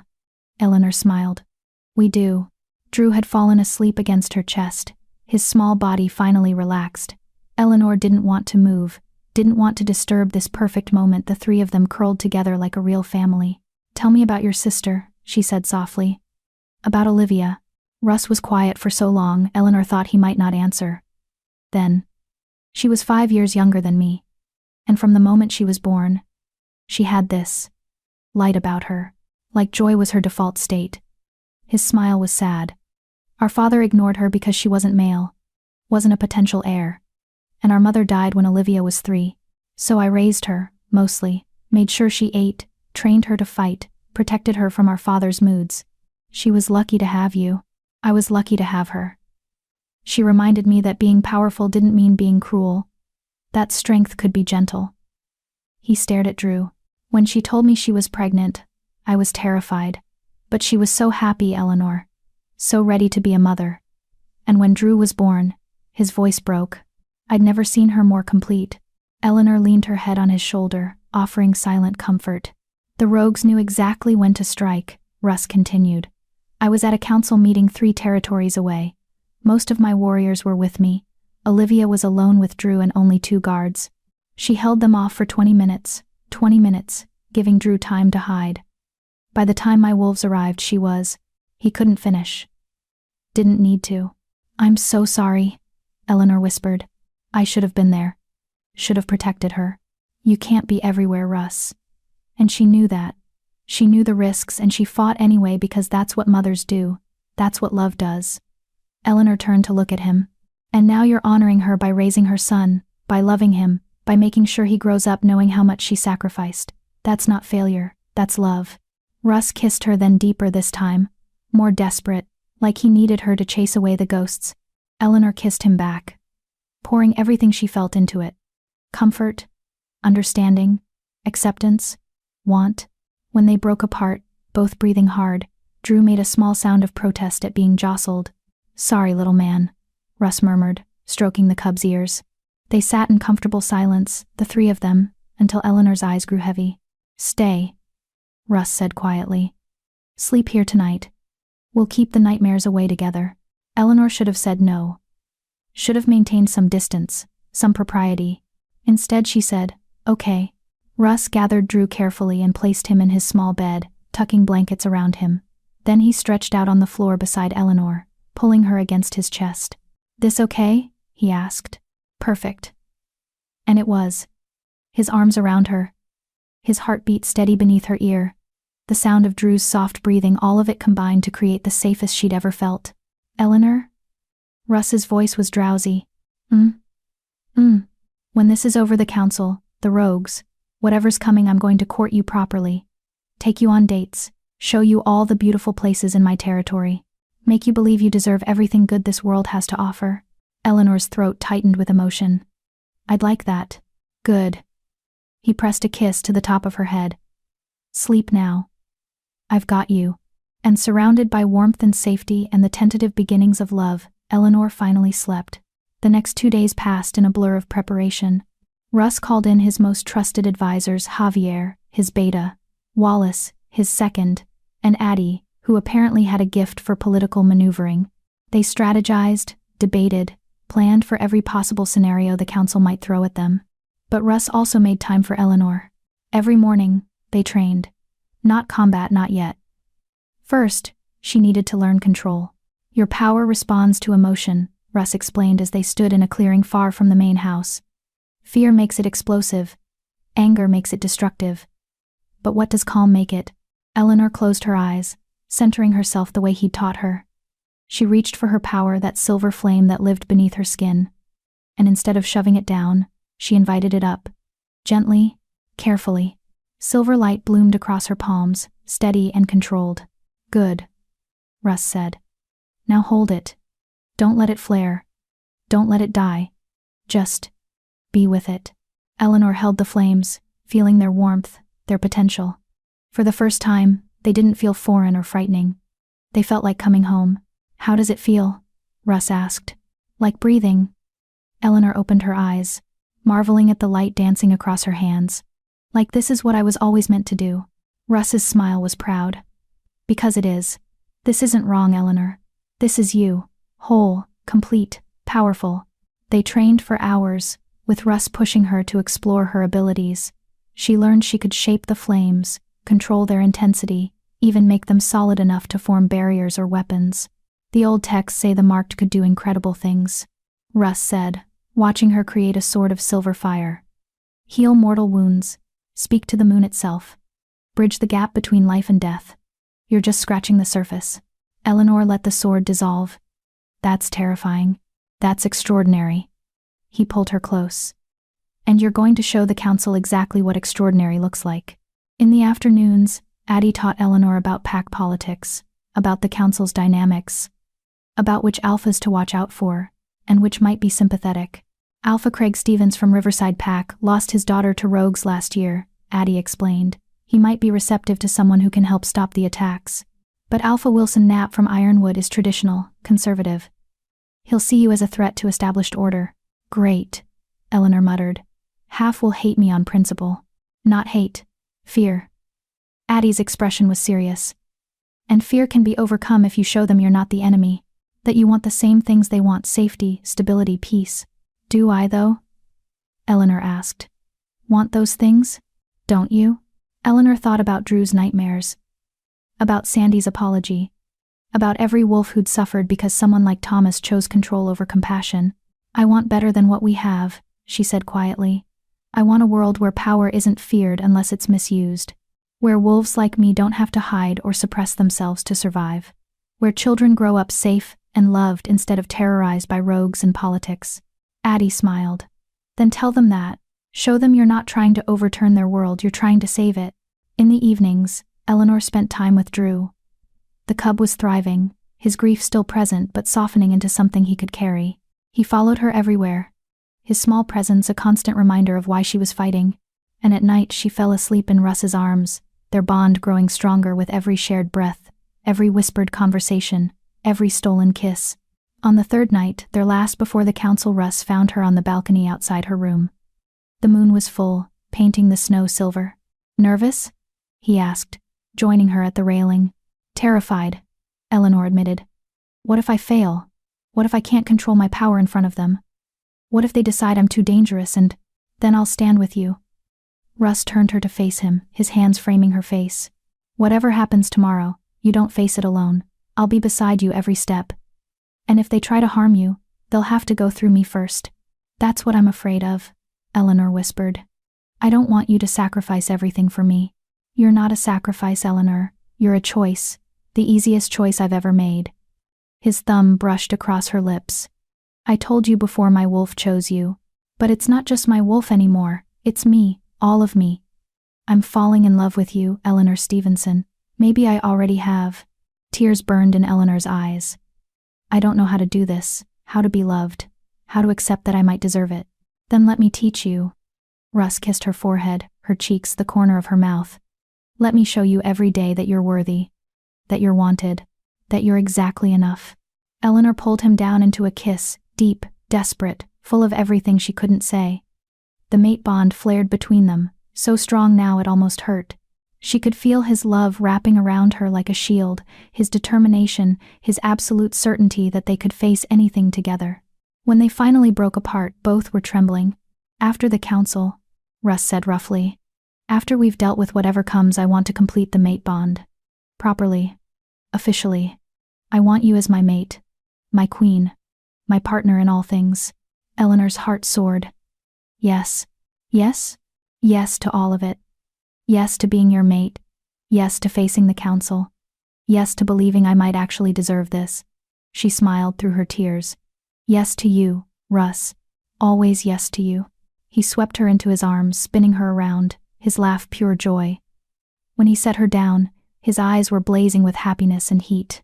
"Tomorrow we face the council," he said. "Tomorrow we prove to them that the marked aren't a threat, they're a gift. And then," his smile turned wicked, "then I'm going to court you properly, with all the romance and ceremony and dedication you deserve. I'm holding you to that." "Good." He kissed her once more, soft and sweet. "Now sleep. Tomorrow we change everything." Eleanor crawled into bed, her heart full to bursting. Tomorrow was terrifying. Tomorrow could end in disaster. But tomorrow, she wouldn't face it alone. And maybe, just maybe, that would be enough. Chapter 7. The Council's Judgment. The gathering grounds were exactly as intimidating as Eleanor had imagined. A massive stone amphitheater carved into the side of a mountain, open to the sky, with seats rising in concentric circles around a central platform. Ancient and imposing, it had witnessed centuries of pact disputes, territorial negotiations, and judgments. Today, it would witness Eleanor's trial. Because that's what this was, despite the formal language about assessment and evaluation. The council was here to judge whether she had the right to exist. Eleanor stood beside Russ at the entrance, Drew pressed against her legs in wolf form. The cub had refused to be left behind, and honestly, Eleanor was grateful for his presence. His trust steadied her. "Ready?" Russ asked quietly, his hand finding hers. "No, but I'll do it anyway." His smile was fierce and proud. "That's my girl." They entered together, and the effect was immediate. Every alpha in attendance turned to watch 15 of them, representing every major pack in the Northern Territories.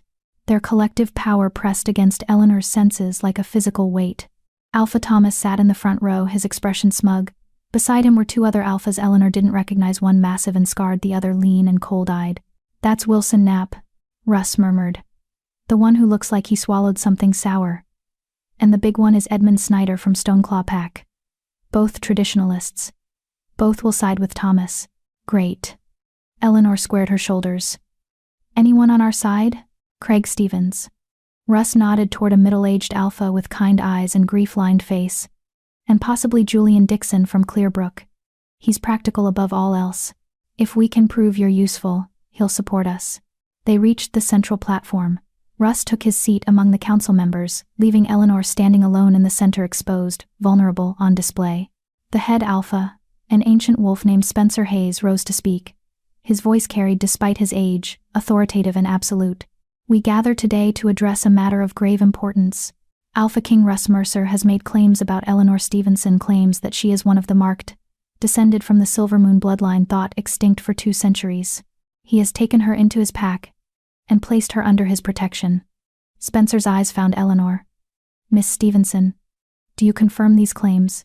Eleanor's throat went dry, but she forced her voice steady. I confirm that my power is unusual, that I can manifest silver flames, and that sacred sites respond to my presence. Whether that makes me marked, she paused. I'm still learning what that means. A convenient answer. Wilson Knapp stood, his voice dripping disdain. You claim ancient bloodline but admit ignorance of your own heritage. How convenient that you cannot prove your legitimacy, yet demand recognition and protection. I'm not demanding anything, Eleanor said. I didn't choose this. I didn't ask to be powerful or different or connected to some prophecy. I'm just trying to survive. And in the process, you've disrupted pack hierarchy, challenged your rightful alpha, and manipulated an alpha king into believing in fairy tales. Thomas rose, his expression cold. Eleanor Stevenson was a member of Clearwater Pack for 25 years. I know her.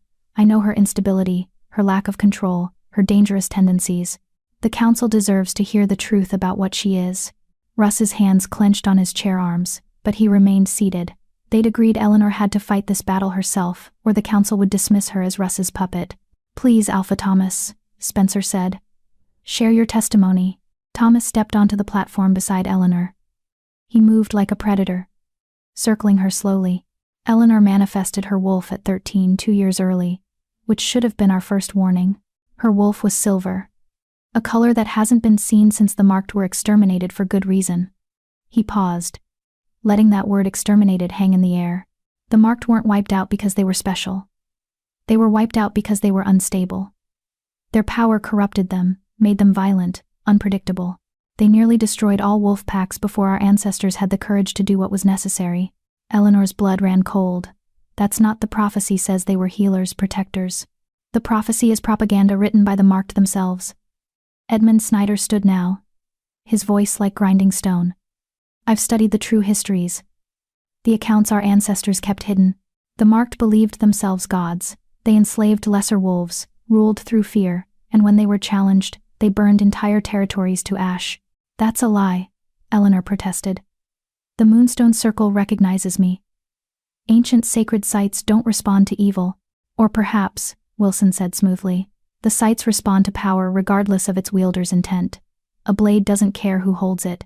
Neither does ancient magic. Eleanor looked at Russ desperately. He was staring at Thomas with murder in his eyes, but he couldn't intervene, not without undermining everything they'd planned. Thomas continued, his voice taking on a tone of false concern. I tried to help Eleanor. For 12 years I worked to teach her control, to keep her power contained so she wouldn't hurt anyone. And how did she repay that care? She fled in the night, stole from our territory, and when confronted, she threatened me with violence. I saved a child, Eleanor said, her voice shaking. Drew was dying. I protected him. After you led the rogues straight to him. Thomas's words were poison. The rogues were tracking you, Eleanor. Your silver wolf is a beacon to anyone with the sight to see it. You're the reason my nephew was targeted. You're the reason Olivia Mercer is dead. The amphitheater went silent. Eleanor felt the accusation like a physical blow. No. That's not. I didn't even know Drew existed until. The rogue attacks began 3 months ago. Coordinated, strategic, targeting specific wolves. Thomas pulled out a scroll, unrolling it to reveal a map. And look, every attack happened within 100 miles of wherever Eleanor was at the time. She's not a victim in this. She's the source. Eleanor's mind reeled. It couldn't be true. Could it? But the dates lined up. The locations matched. And suddenly every alpha was looking at her with suspicion, with fear, with the same expression she'd seen on her pack's faces for 12 years. Monster. Threat. Wrong. I didn't. Eleanor's hands burst into flame involuntarily. Several alphas flinched back. I didn't do this. I'm not working with rogues. I would never. Control yourself, Spencer commanded. Or we'll be forced to restrain you. Eleanor tried to pull the flames back, but her emotions were too raw. The power surged, responding to her panic, her fury, her heartbreak. I'm trying. This is exactly what I warned about, Thomas said, stepping away from her like she was diseased. She can't control it.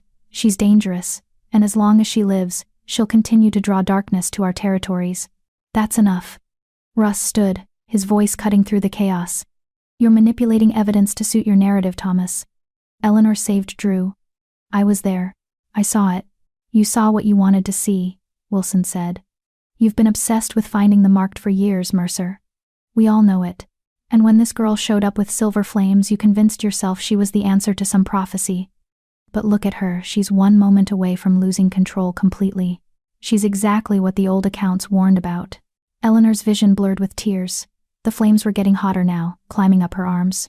She could feel her wolf clawing to the surface, desperate, trapped, just like she'd been for 12 years. Eleanor, breathe, Russ said, moving toward the platform. Look at me. Just breathe. But Spencer held up a hand, stopping him. Alpha King, you will not interfere. Miss Stevenson must prove she can control herself, or we have no choice but to declare her a threat. She's frightened, Russ snarled. You're backing her into a corner, and then condemning her for defending herself. We're assessing the danger she poses, Spencer said calmly. And right now, that danger appears substantial. Eleanor could feel it happening, the loss of control Thomas had always predicted. The power was too much, too strong, responding to years of suppression and fear and rage. Silver flames exploded across the platform, forcing the alphas back. I'm sorry, Eleanor gasped. I'm sorry, I'm trying. Drew howled, a small, frightened sound that cut through everything else.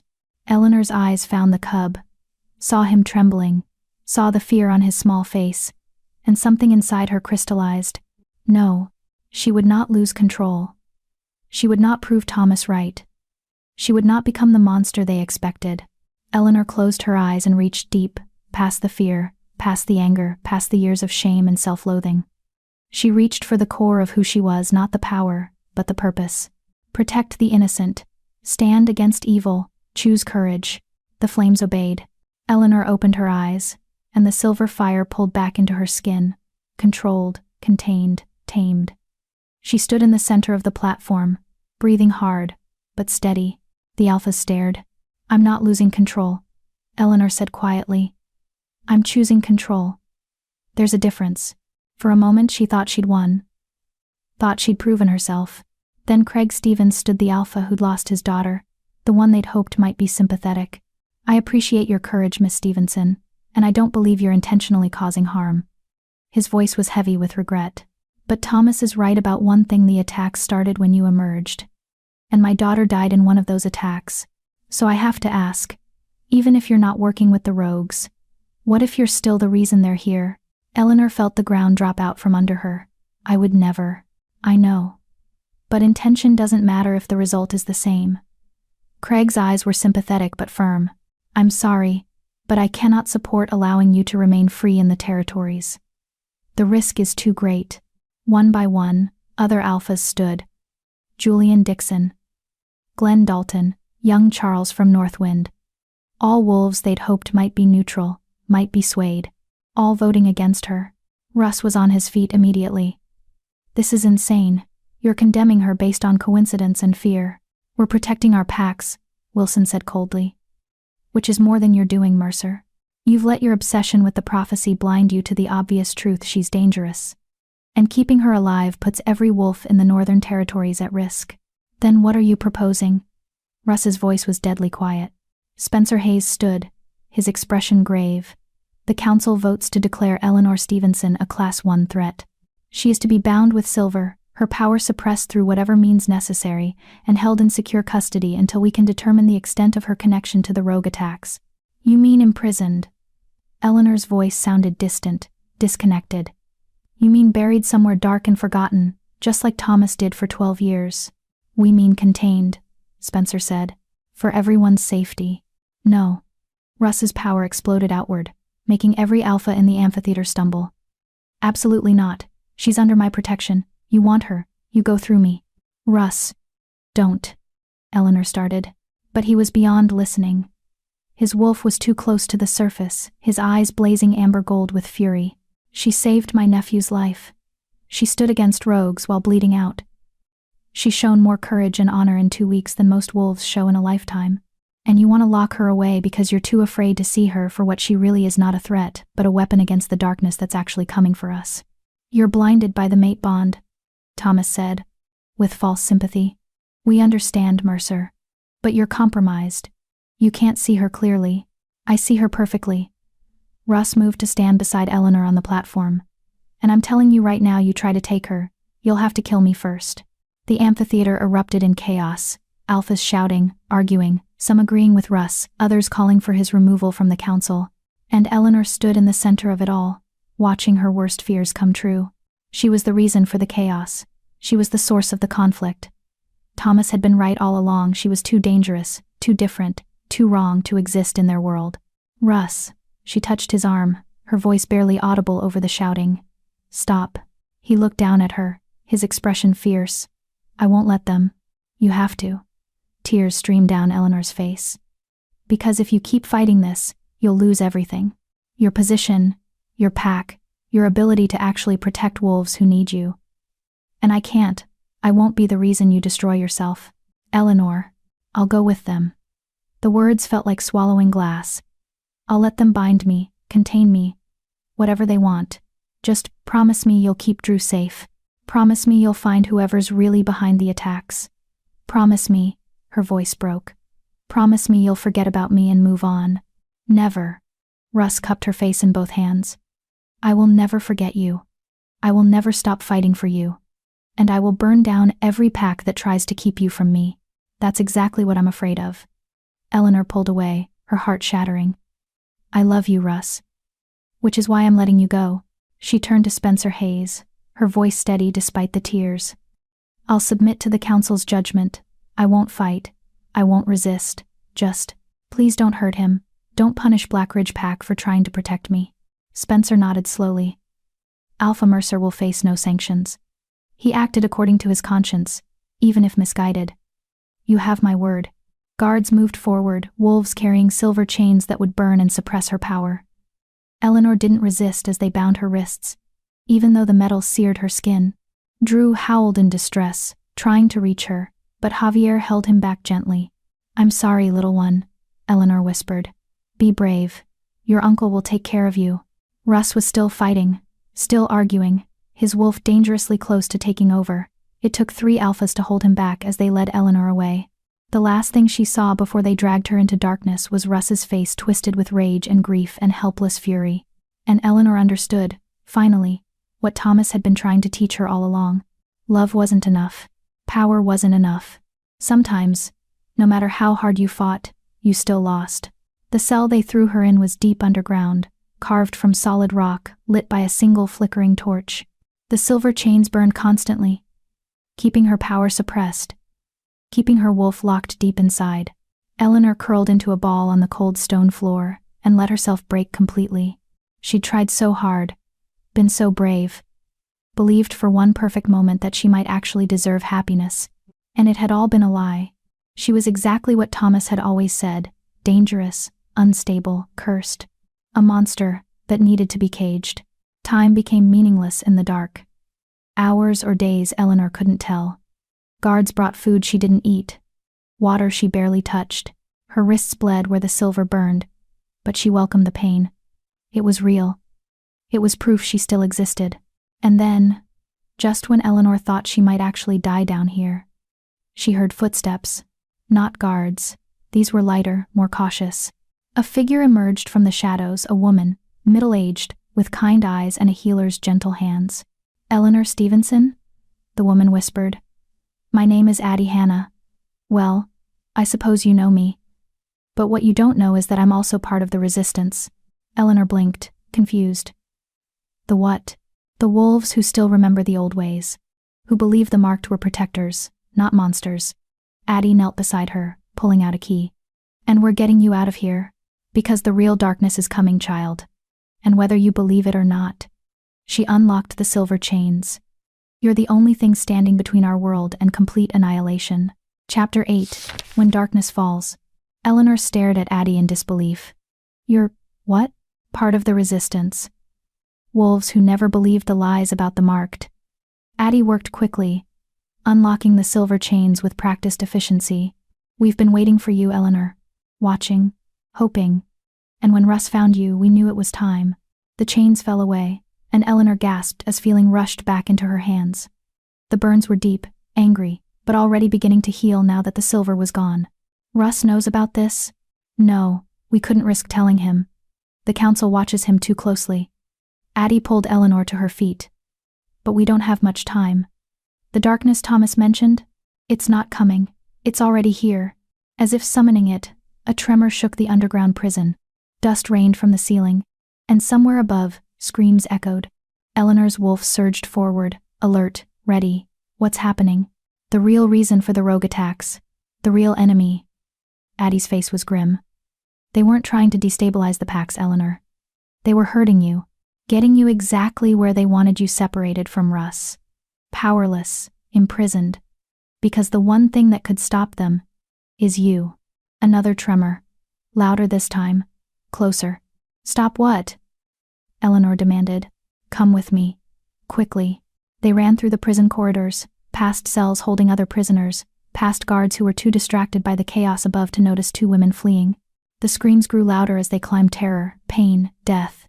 They burst into the main level of the gathering grounds, and Eleanor's breath caught. The amphitheater was under attack, but not by rogues, by something worse. They emerged from the earth itself, shadow creatures, formless and writhing, like pieces of night that had learned to hate. They had no eyes, no mouths, but they screamed with voices that sounded like grinding bone. And wherever they touched, they left corruption stone turning black, plants withering, wolves falling with terror in their eyes. The alphas were fighting shifted into wolf form, using every ounce of their power. But their attacks passed through the shadow creatures like smoke. Teeth and claws were useless. Traditional power meant nothing, and in the center of it all, standing on the platform where Eleanor had been judged, was a figure wrapped in darkness so complete it hurt to look at directly. The Void Walker, Addie whispered, terror in her voice. The ancient enemy the marked sealed away 1,000 years ago. Someone broke the seal. Let it free. Eleanor's eyes found Russ immediately. He was in the thick of battle, his massive black wolf tearing at shadows that reformed instantly. Drew was with him, protected by a circle of Blackridge wolves, but they were being overwhelmed. Wolves were dying. The darkness was consuming them, their screams cutting off abruptly as shadow swallowed light. Why did they want me imprisoned? Eleanor asked, though part of her already knew. Because the marked are the only ones who can fight the void. Silver flame is the opposite of shadow light made manifest. You're the weapon they feared most. Addie gripped her shoulders. But you have to embrace your power fully. No holding back. No fear. Everything the prophecy promised, you have to become it. Now, Eleanor looked at her burned wrists, at the scars from years of suppression, at the evidence of everything she'd endured. Then she looked at Drew, at Russ, at wolves dying, because she'd let herself be caged again. And something inside her, something that had been bending, breaking, barely holding together, finally snapped. Not into pieces. Into purpose. Get to safety, Eleanor said, her voice taking on that layered quality. Tell anyone who'll listen to fall back. This ends now. She didn't wait for Addie's response. She ran toward the chaos, toward the death, toward the very center of the darkness. Russ saw her first. His wolf's head whipped around, and even in animal form, she could see his shock, his relief, his terror. Eleanor jumped onto the platform, landing beside the Void Walker. Up close, it was worse, a figure shaped like a man but made of absence. Of the spaces between stars. Of every nightmare that had ever whispered in the dark. You're free, it said, its voice echoing from everywhere and nowhere. The little silver wolf, unchained at last. Have you come to die properly this time? No. Eleanor's hands burst into silver flame, not flickering, not hesitant, blazing. I've come to finish what my ancestors started. She thrust both hands forward, and silver fire exploded from her palms like a tidal wave. The Void Walker stumbled back, actually stumbled, as the flames hit it. Where fire met shadow, the darkness screamed and recoiled. Impossible, it hissed. The marked are extinct. Dead. Gone. Looks like you missed one. Eleanor advanced, pouring more power into the flames. Her skin glowed silver, her eyes burned mercury bright, and for the first time in her life, she wasn't afraid of what she was. She was glorious. The shadow creatures converged on her, dozens of them, trying to swarm and overwhelm. Eleanor spun, her flames expanding in a perfect circle, creating a barrier of light that the shadows couldn't cross.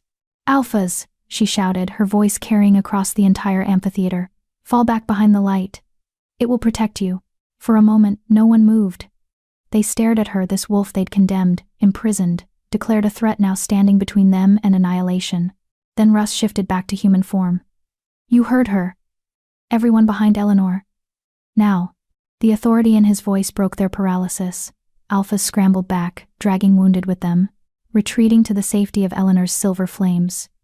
Even Thomas, bleeding, terrified, stumbled into the protected circle. Only Eleanor stood outside it, facing the Voidwalker alone. "You can't win," the Voidwalker said. "I am eternal. I am the darkness that existed before your moon, before your light, before anything dared to call itself alive. Maybe." Eleanor's flames grew hotter, brighter.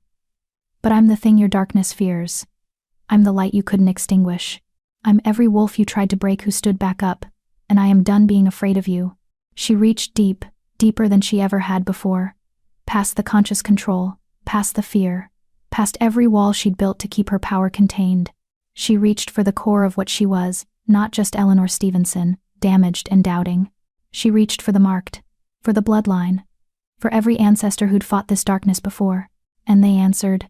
Silver light erupted from Eleanor's skin, so bright it turned night into day. The flames weren't just in her hands anymore, they covered her entire body, wreathed her like a second skin, blazed from her eyes and mouth and every pore. She was light made flesh, power made manifest, everything the prophecy had promised. "I am Eleanor Stevenson," she said, her voice resonating with the voices of her ancestors, of every marked who'd come before. "I am descended from the first wolves, the moon's chosen, the bridge between light and dark, and in the name of every innocent you've killed, every life you've corrupted, every wolf you've terrorized, I banish you." She thrust her hands toward the Voidwalker, and silver fire poured out in a column so intense it cracked the stone beneath her feet. The flame hit the darkness like a hurricane hitting a candle, absolute, overwhelming, undeniable. The Voidwalker screamed. Its shadow creatures dissolved, their screams cutting off as light consumed them. The corruption on the stones burned away, leaving clean marble, and the Voidwalker itself, the ancient enemy, the sealed evil, began to fracture. "This isn't over," it shrieked as the flames tore it apart. "I'll return. I'll always return. Darkness is eternal.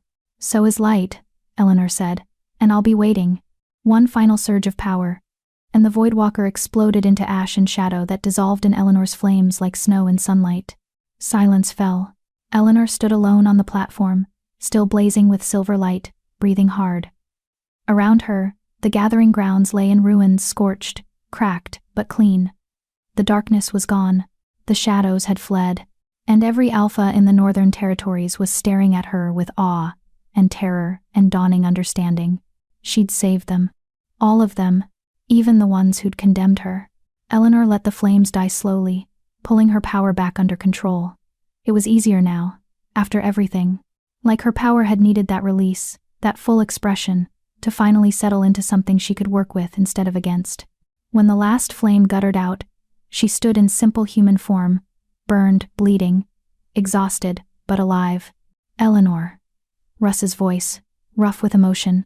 She turned to find him standing at the edge of the platform, Drew in his arms in human form, now a small boy with dark hair and blue eyes, finally old enough to shift back after the trauma. "Uncle Russ," Drew whispered, reaching for Eleanor. "Is Ellie okay?" "I'm okay, sweetheart," Eleanor said, her voice hoarse. "Just tired." Russ climbed onto the platform, Drew clinging to his shoulders.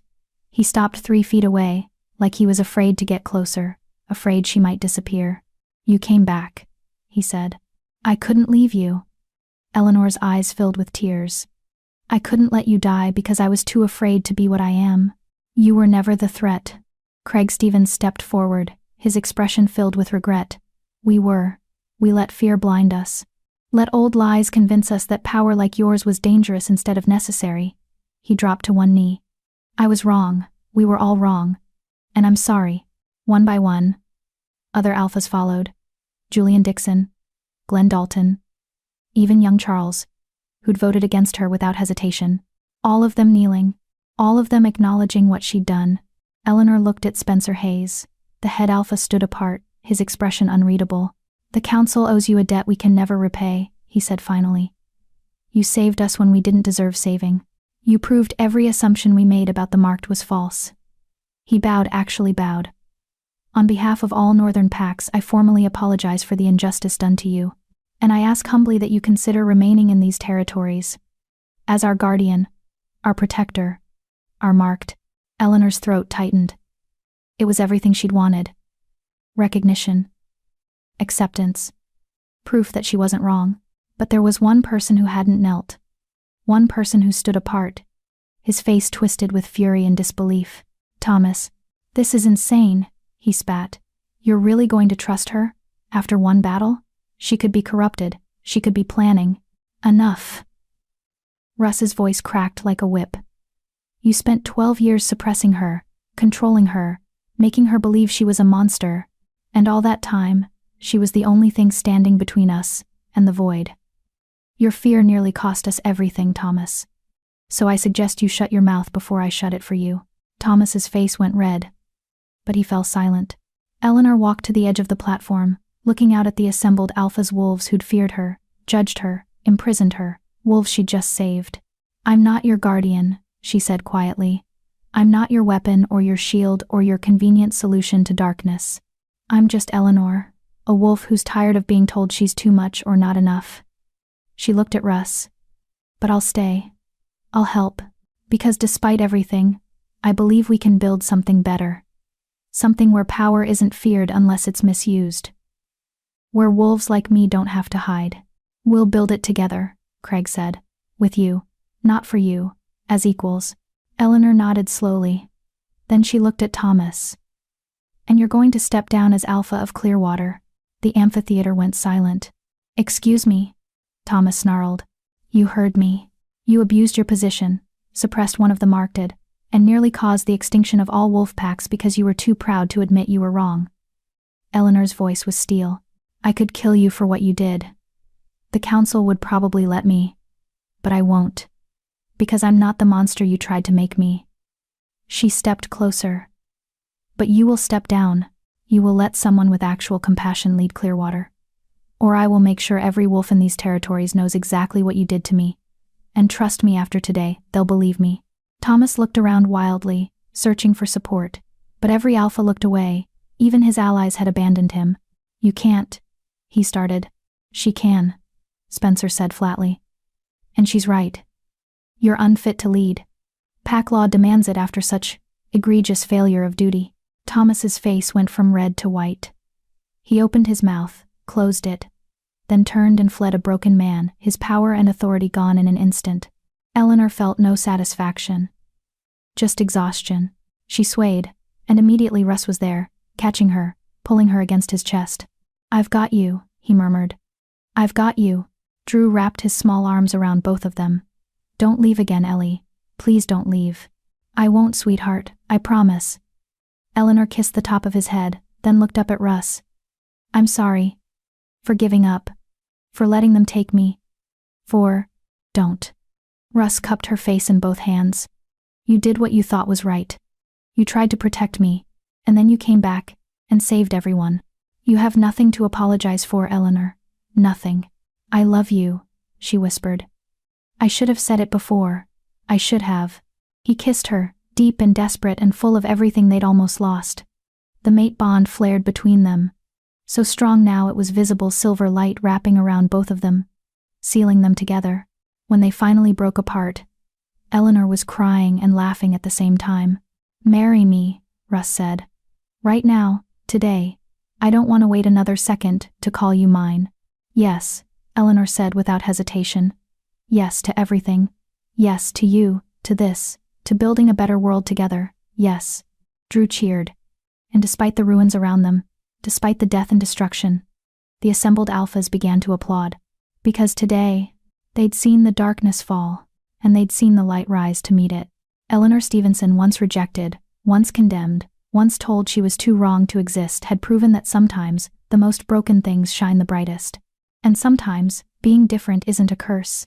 It's exactly what the world needs. Chapter 9. The Moonlight Binding. 3 days after the battle, Eleanor stood in the Moonstone Circle once more. But this time, she wasn't alone. This time, she wasn't afraid. This time, she was getting married. The circle had been transformed. Someone, probably Addie with help from half of Blackridge Pack, had woven garlands of winter flowers through the ancient stones. White candles flickered in the snow, creating pools of warm light, and the wolves gathered weren't there to judge her. They were there to celebrate. Eleanor wore a simple white dress that Addie had somehow produced, with silver embroidery that caught the moonlight. Her hair was loose, falling in waves down her back, and around her throat hung a pendant Russ had given her that morning, a silver wolf howling at the moon. Ancient and beautiful. "You look nervous," Addie said, adjusting Eleanor's dress one more time. "Second thoughts? About marrying Russ?" "Never." Eleanor smiled. "Just overwhelmed. A week ago, these wolves wanted me imprisoned. Now they're here watching me become their queen. Not their queen, their equal." Addie squeezed her hand. "You made sure of that. The new council structure you proposed, giving the marked a formal voice, creating protections for wolves with unusual gifts. It's revolutionary, Eleanor. You're changing everything." "We're changing everything," Eleanor corrected. "I'm just the one who happened to have the power everyone was afraid of." Music started. Traditional wolf songs played on drums and flutes. Eleanor's signal. She took a deep breath and stepped into the circle. Russ stood at the altar, and the sight of him stole her breath.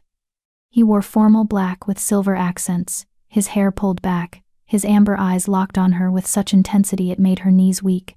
Beside him stood Drew in miniature formal wear, holding a silver cord for the binding ceremony. Every step Eleanor took toward them felt like coming home. The gathered wolves, alphas, pack members, even some from Clearwater who'd defected after Thomas's removal, parted to let her through. And she saw faces she recognized. Craig Stevens, smiling with genuine warmth. Julian Dixon, nodding respectfully. Sandy from Clearwater, tears streaming down her face. And Javier and Wallace from Blackridge, grinning like proud older brothers. When Eleanor reached the altar, Russ took her hands. His were shaking slightly. "You're trembling," she whispered. "I'm terrified you'll realize you're too good for me and bolt," he murmured back. "Not a chance." Spencer Hayes stepped forward to officiate. The old alpha had aged 10 years and 3 days, but his voice was still strong. "We gather under the moon's light to witness the bonding of two souls," he began. Russ Mercer, Alpha King of the Northern Territories, and Eleanor Stevenson, the marked first of her name, returned. Eleanor had argued against the title, but Spencer had insisted. "You need to be recognized as separate from any pack," he'd said, "as something beyond traditional hierarchy. Otherwise, wolves will try to control you through pack law." So she'd become first of her name. A position that had existed 1,000 years ago, reserved for the most powerful of the marked. It felt too big. Too important. But looking at Russ, at Drew, at the wolves gathered, who were genuinely trying to build something better, Eleanor thought maybe she could grow into it. "Do you, Russ Mercer, take Eleanor Stevenson as your mate?" Spencer asked. "To stand beside her in all things, to honor her strength and support her through weakness, to choose her every day for the rest of your lives?" "I do." Russ's voice rang clear. "In front of the moon and every witness here, I choose Eleanor. Today, tomorrow, and every day after." Spencer turned to Eleanor. "And do you, Eleanor Stevenson, take Russ Mercer as your mate? To stand beside him in all things, to honor his strength and support him through weakness, to choose him every day for the rest of your lives?" Eleanor's eyes filled with tears. "I do. I choose him. I choose us. I choose the life we're going to build together." "Then let the binding begin." Drew stepped forward with the silver cord. Russ and Eleanor each took one end, wrapping it around their joined hands, the traditional symbol of two becoming one. But this ceremony had an extra element. Eleanor's silver flames ignited, wrapping around the cord, around their hands, blazing bright enough to light the entire circle. The gathered wolves gasped, but not in fear. In wonder. Because the flames weren't destructive, they were beautiful. They pulsed with the rhythm of two heartbeats becoming one, with the mate bond finally completing, with pure perfect love made visible. "By the power vested in me by the Northern Council, and under the moon's eternal witness, I declare you bonded." Spencer's voice was thick with emotion. Mates for life. Partners in all things. May your bond be strong, your love be fierce, and your days be long. Russ pulled Eleanor into a kiss that made the assembled wolves cheer. The silver flames blazed brighter, creating a dome of light around them, and Eleanor felt the mate bond snap into place, fully permanent, unbreakable, perfect. When they finally broke apart, both were laughing and crying at once. "I love you," Russ said against her lips. "My mate. My Eleanor. My home." "I love you," Eleanor replied. "My impossible, stubborn, wonderful wolf." Drew launched himself at both of them, wrapping his small arms around their legs. "Does this mean Ellie is my aunt now?" "It means Eleanor is family," Russ said, scooping the boy up. "Forever." The celebration that followed was unlike anything Eleanor had experienced. There was food-roasted meat, fresh bread, winter fruits, and music and dancing. Wolves from different packs mingled, barriers dropping as they celebrated not just a wedding but a new beginning. Craig Stevens approached Eleanor during a lull in the festivities. "I wanted to apologize again. Properly. Without an audience." "You already did," Eleanor said gently. "Not enough." His eyes were haunted. "I let fear make me a coward. I voted to imprison you because I was terrified of losing anyone else the way I lost my daughter. But fear isn't leadership. It's just fear. And I'm sorry." Eleanor took his hand. "Your daughter would want you to be brave. To choose hope over fear. To believe in possibilities instead of hiding from threats." She squeezed gently. "So be brave now. Help me build something better. Help me make sure no one else loses their children to darkness." Craig's eyes filled with tears. "I will. I promise." He wasn't the only one who sought her out. Throughout the evening, wolves approached, some to apologize, some to thank her, some just to see them marked up close without fear. And Eleanor received them all with grace, even when it was hard. Even when some of their words still stung, because this was part of choosing to stay. Part of choosing to fight for a better world instead of running from the one that had hurt her. "You're good at this," Russ murmured, pulling her aside during a particularly energetic dance. "At being a leader. At making people feel seen. I had a good teacher." Eleanor leaned into him. "You taught me that power doesn't have to mean domination. That strength can be gentle. You taught me that love isn't weakness." His arms wrapped around her waist. "That letting someone in doesn't mean losing yourself." They swayed together under the stars, the celebration continuing around them but feeling distant, separate. In this moment, there was only the two of them, mates, partners, home. "What happens now?" Eleanor asked softly. "After tonight? Now we live." Russ pressed a kiss to her temple. "We rebuild the territories. We train other wolves with unusual gifts. We find the remaining members of the resistance and bring them into the light. We raise Drew to be strong and kind. And we love each other until our last breath." "That sounds perfect. It won't be easy. There will be wolves who still fear change, who resist what we're trying to build." "I know." Eleanor pulled back to look at him. "But we'll face it together. That's what mates do, right?" His smile was answer enough. The moon reached its peak overhead, full and bright, and as if summoned, every wolf present turned their faces upward. A howl began one voice, then two, then dozens, until the entire circle sang to the moon. Eleanor felt her own wolf rise to join them. She tipped her head back and let the howl pour out wild, free, joyous. Beside her, Russ's deeper voice harmonized with hers, and Drew's young howl added to the chorus. The sound echoed across the territories, carrying a message to every wolf who could hear. The marked had returned, the darkness had been defeated, and a new era had begun. Later that night, in the privacy of Russ's their chambers, Eleanor stood at the window watching the snowfall. "Having second thoughts?" Russ asked from the bed, where he'd been watching her with those intense amber eyes. "Just thinking." Eleanor turned to face him. "About how different my life is now compared to a month ago.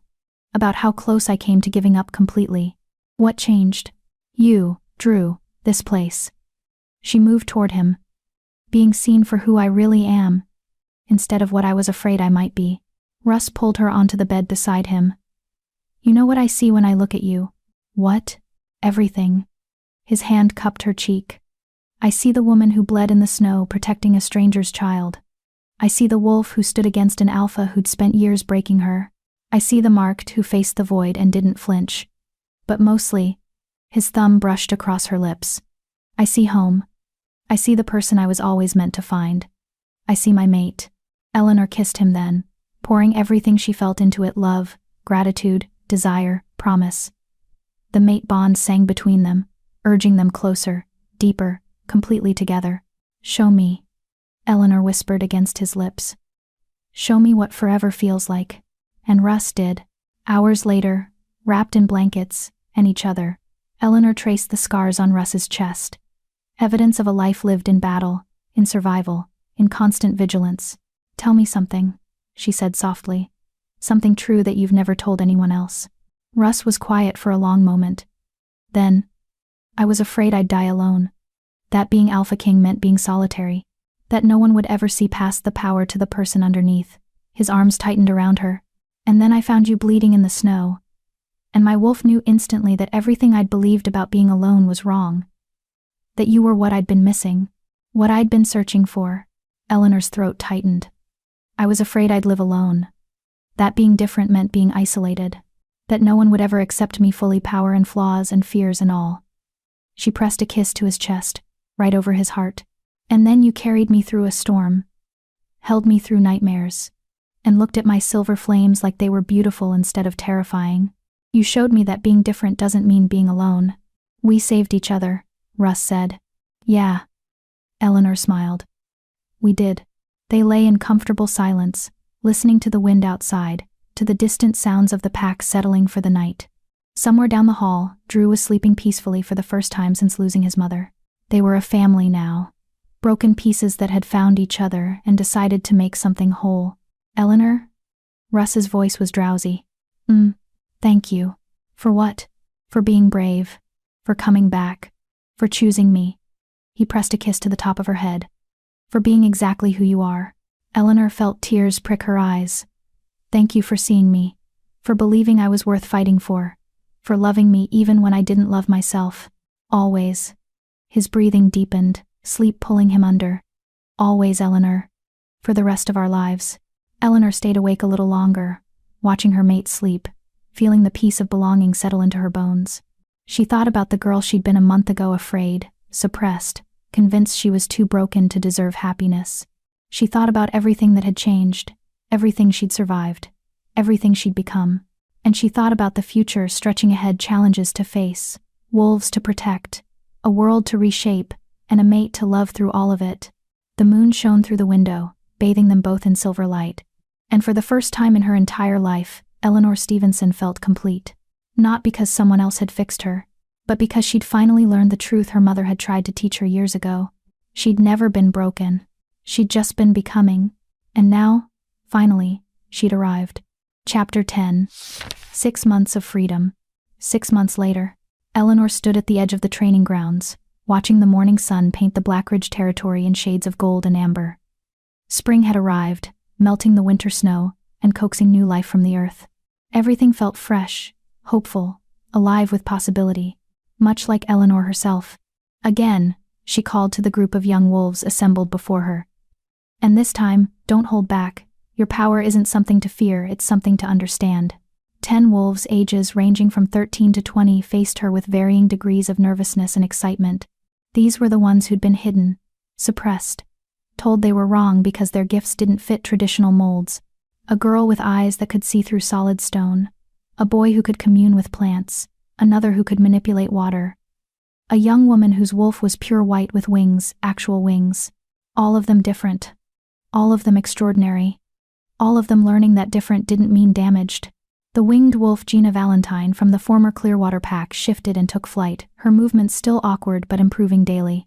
Eleanor watched with pride as the girl circled overhead, her confidence growing with each wing beat. Beautiful, Eleanor called up to her. But remember, power without control is just chaos. Bring it in gently. Gina landed with more grace than last week, shifting back with a huge grin. I didn't crash this time. Progress. Eleanor smiled. Okay, everyone. That's enough for today. Rest, hydrate. And I'll see you tomorrow morning. As the students dispersed, chattering excitedly, Russ approached from the main house. He'd been in meetings all morning, council business, territory negotiations, the endless work of being Alpha King. But when he looked at Eleanor, All that stress melted into pure warmth. "How'd they do?" he asked, wrapping his arms around her from behind. "Gina didn't crash." "That's a win." Eleanor leaned back against his chest. "And the boy who talks to plants? Wendell, he managed to accelerate a seed's growth by 3 weeks in under an hour. They're all getting stronger, more confident. Because they have you." Russ pressed a kiss to her neck. "A teacher who understands what it's like to be different. Who doesn't try to make them smaller." Eleanor turned in his arms. "We did good, didn't we, creating this place? We did extraordinary." His amber eyes held nothing but pride. "The sanctuary isn't just a training ground, Eleanor. It's proof that the old ways were wrong. That wolves with unusual gifts deserve nurturing, not punishment. The sanctuary, that's what they'd named it.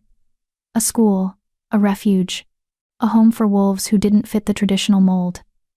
It had started with just 5 students 3 months ago. Now they had 10, with 5 more arriving next week from southern territories. Word was spreading. The marked had returned, and she was building something revolutionary. "Mama, Ellie," Drew's voice rang across the grounds. The 5-year-old came racing toward them, his dark hair flying, his blue eyes bright with excitement. "Mama Ellie, look what Uncle Javier taught me." He shifted mid-run, a perfect, controlled transformation, and bounded up to them as a small gray wolf, yipping proudly. "That was perfect, sweetheart." Eleanor knelt to ruffle his fur. "So smooth. You've been practicing." Drew shifted back, throwing his arms around her neck. "Uncle Javier says I'm going to be as strong as Uncle Russ one day. Maybe stronger. I don't doubt it." Eleanor hugged him tight, breathing in his little boy-scent sunshine and grass and home. "But remember, strength isn't just about power.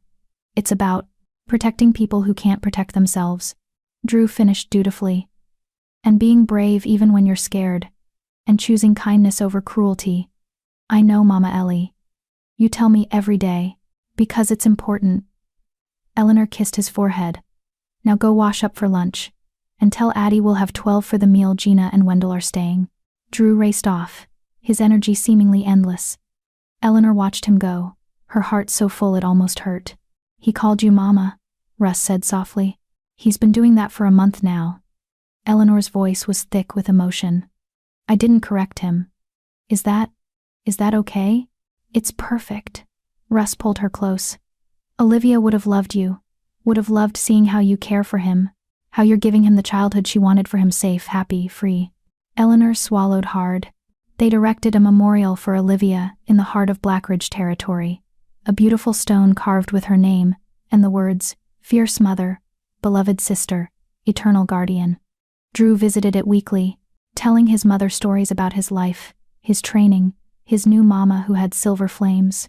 "I wish I could have known her," Eleanor said. "You do know her. You see her every time Drew laughs. Every time he shows compassion. Every time he stands up for someone weaker." Russ's smile was sad but genuine.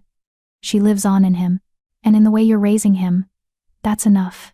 They stood together, watching their territory know, their home bustling with life. In the distance, Javier was running a combat training session with senior warriors. Addie was tending the herb gardens that Eleanor had helped her expand. Wallace was overseeing repairs on the eastern border fence. Everyone had a purpose. Everyone belonged. "The council meets again next week," Russ said. "Craig wants to propose expanding the sanctuary model to other territories. And Julian has 3 more wolves with unusual gifts who need placement. We'll make room." Eleanor had learned to say we instead of I. Had learned that accepting help wasn't weakness. What about Thomas? Any word? After being stripped of his position, Thomas had disappeared. Rumor said he'd gone south, far from the northern territories, to live out his days in obscurity. Some wolves thought he should have been executed for his crimes. Eleanor had argued for mercy, not because she forgave him, but because she refused to become the kind of leader who ruled through fear and violence. Nothing. And honestly, Russ's jaw tightened. "I'm fine with that. As long as he stays away from you, away from our pack. I don't care where he rots." Eleanor understood the sentiment, even if she couldn't quite share the venom. Thomas had broken something in her that had taken months to heal. But she'd learned that healing didn't require forgiveness. It just required choosing to move forward. "Come on," she said, tugging Russ toward the house. "Lunch is waiting, and I'm starving." They walked hand in hand through the territory, greeting pack members who smiled and nodded. No one bowed. Eleanor had made that rule clear. She wasn't their superior. She was their equal. Just with different gifts. At the main house, chaos reigned. Drew was already at the table, telling Addie an elaborate story involving Uncle Javier, 3 chickens, and a training dummy that had apparently come to life. Gina and Wendell sat nearby, laughing at his animated gestures. Javier emerged from the kitchen carrying a massive pot of stew. Ellie, perfect timing. Tell Drew that training dummies do not, in fact, come alive. They might if Wendell accidentally talks to them, Eleanor said seriously, making Wendell sputter with laughter. This was what Eleanor had been missing her entire life. Not just acceptance, belonging. Not just safety, home. Not just survival, family.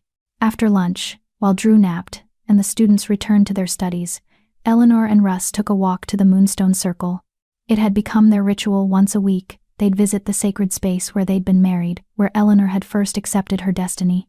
The stones no longer glowed constantly, but they pulsed with faint light whenever Eleanor approached. Like they recognized her. Like they were grateful she'd answered their call. "I've been thinking," Russ said as they sat on the altar stone, the same place where Eleanor had seen the prophecy carved. "About expanding our territory. Not through conquest, through alliance. If we can convince more packs to join the new council model, to accept wolves with unusual gifts, we could create something truly revolutionary. A united territory," Eleanor mused. "Not ruled by fear or dominance but by cooperation." "Exactly, with you as the bridge. The marked who proved that power doesn't have to corrupt." He took her hand. "What do you think?" Eleanor looked at the carved stones, at the ancient symbols that had survived 1,000 years of turmoil. She thought about the students at the sanctuary, about Drew growing up free and loved. About all the wolves who were still hiding their gifts because they were afraid. "I think," she said slowly, "that we should try. Not because the prophecy demands it. Not because we're supposed to. But because it's the right thing to do. That's my girl." Russ pulled her close. "Always choosing the hard right over the easy wrong. I learned from the best." They sat in comfortable silence, watching clouds drift across the spring sky. Eleanor felt her power humming beneath her skin, always present now, but no longer frightening. She'd learned to live with it, to channel it, to let it be part of her without letting it define her completely. "Eleanor?" Russ's voice was tentative. "There's something I need to tell you." Her heart stuttered. "What?" "Addie thinks, well, she's almost certain that you're pregnant." The world stopped. Eleanor turned to stare at him, her mind reeling. "What?"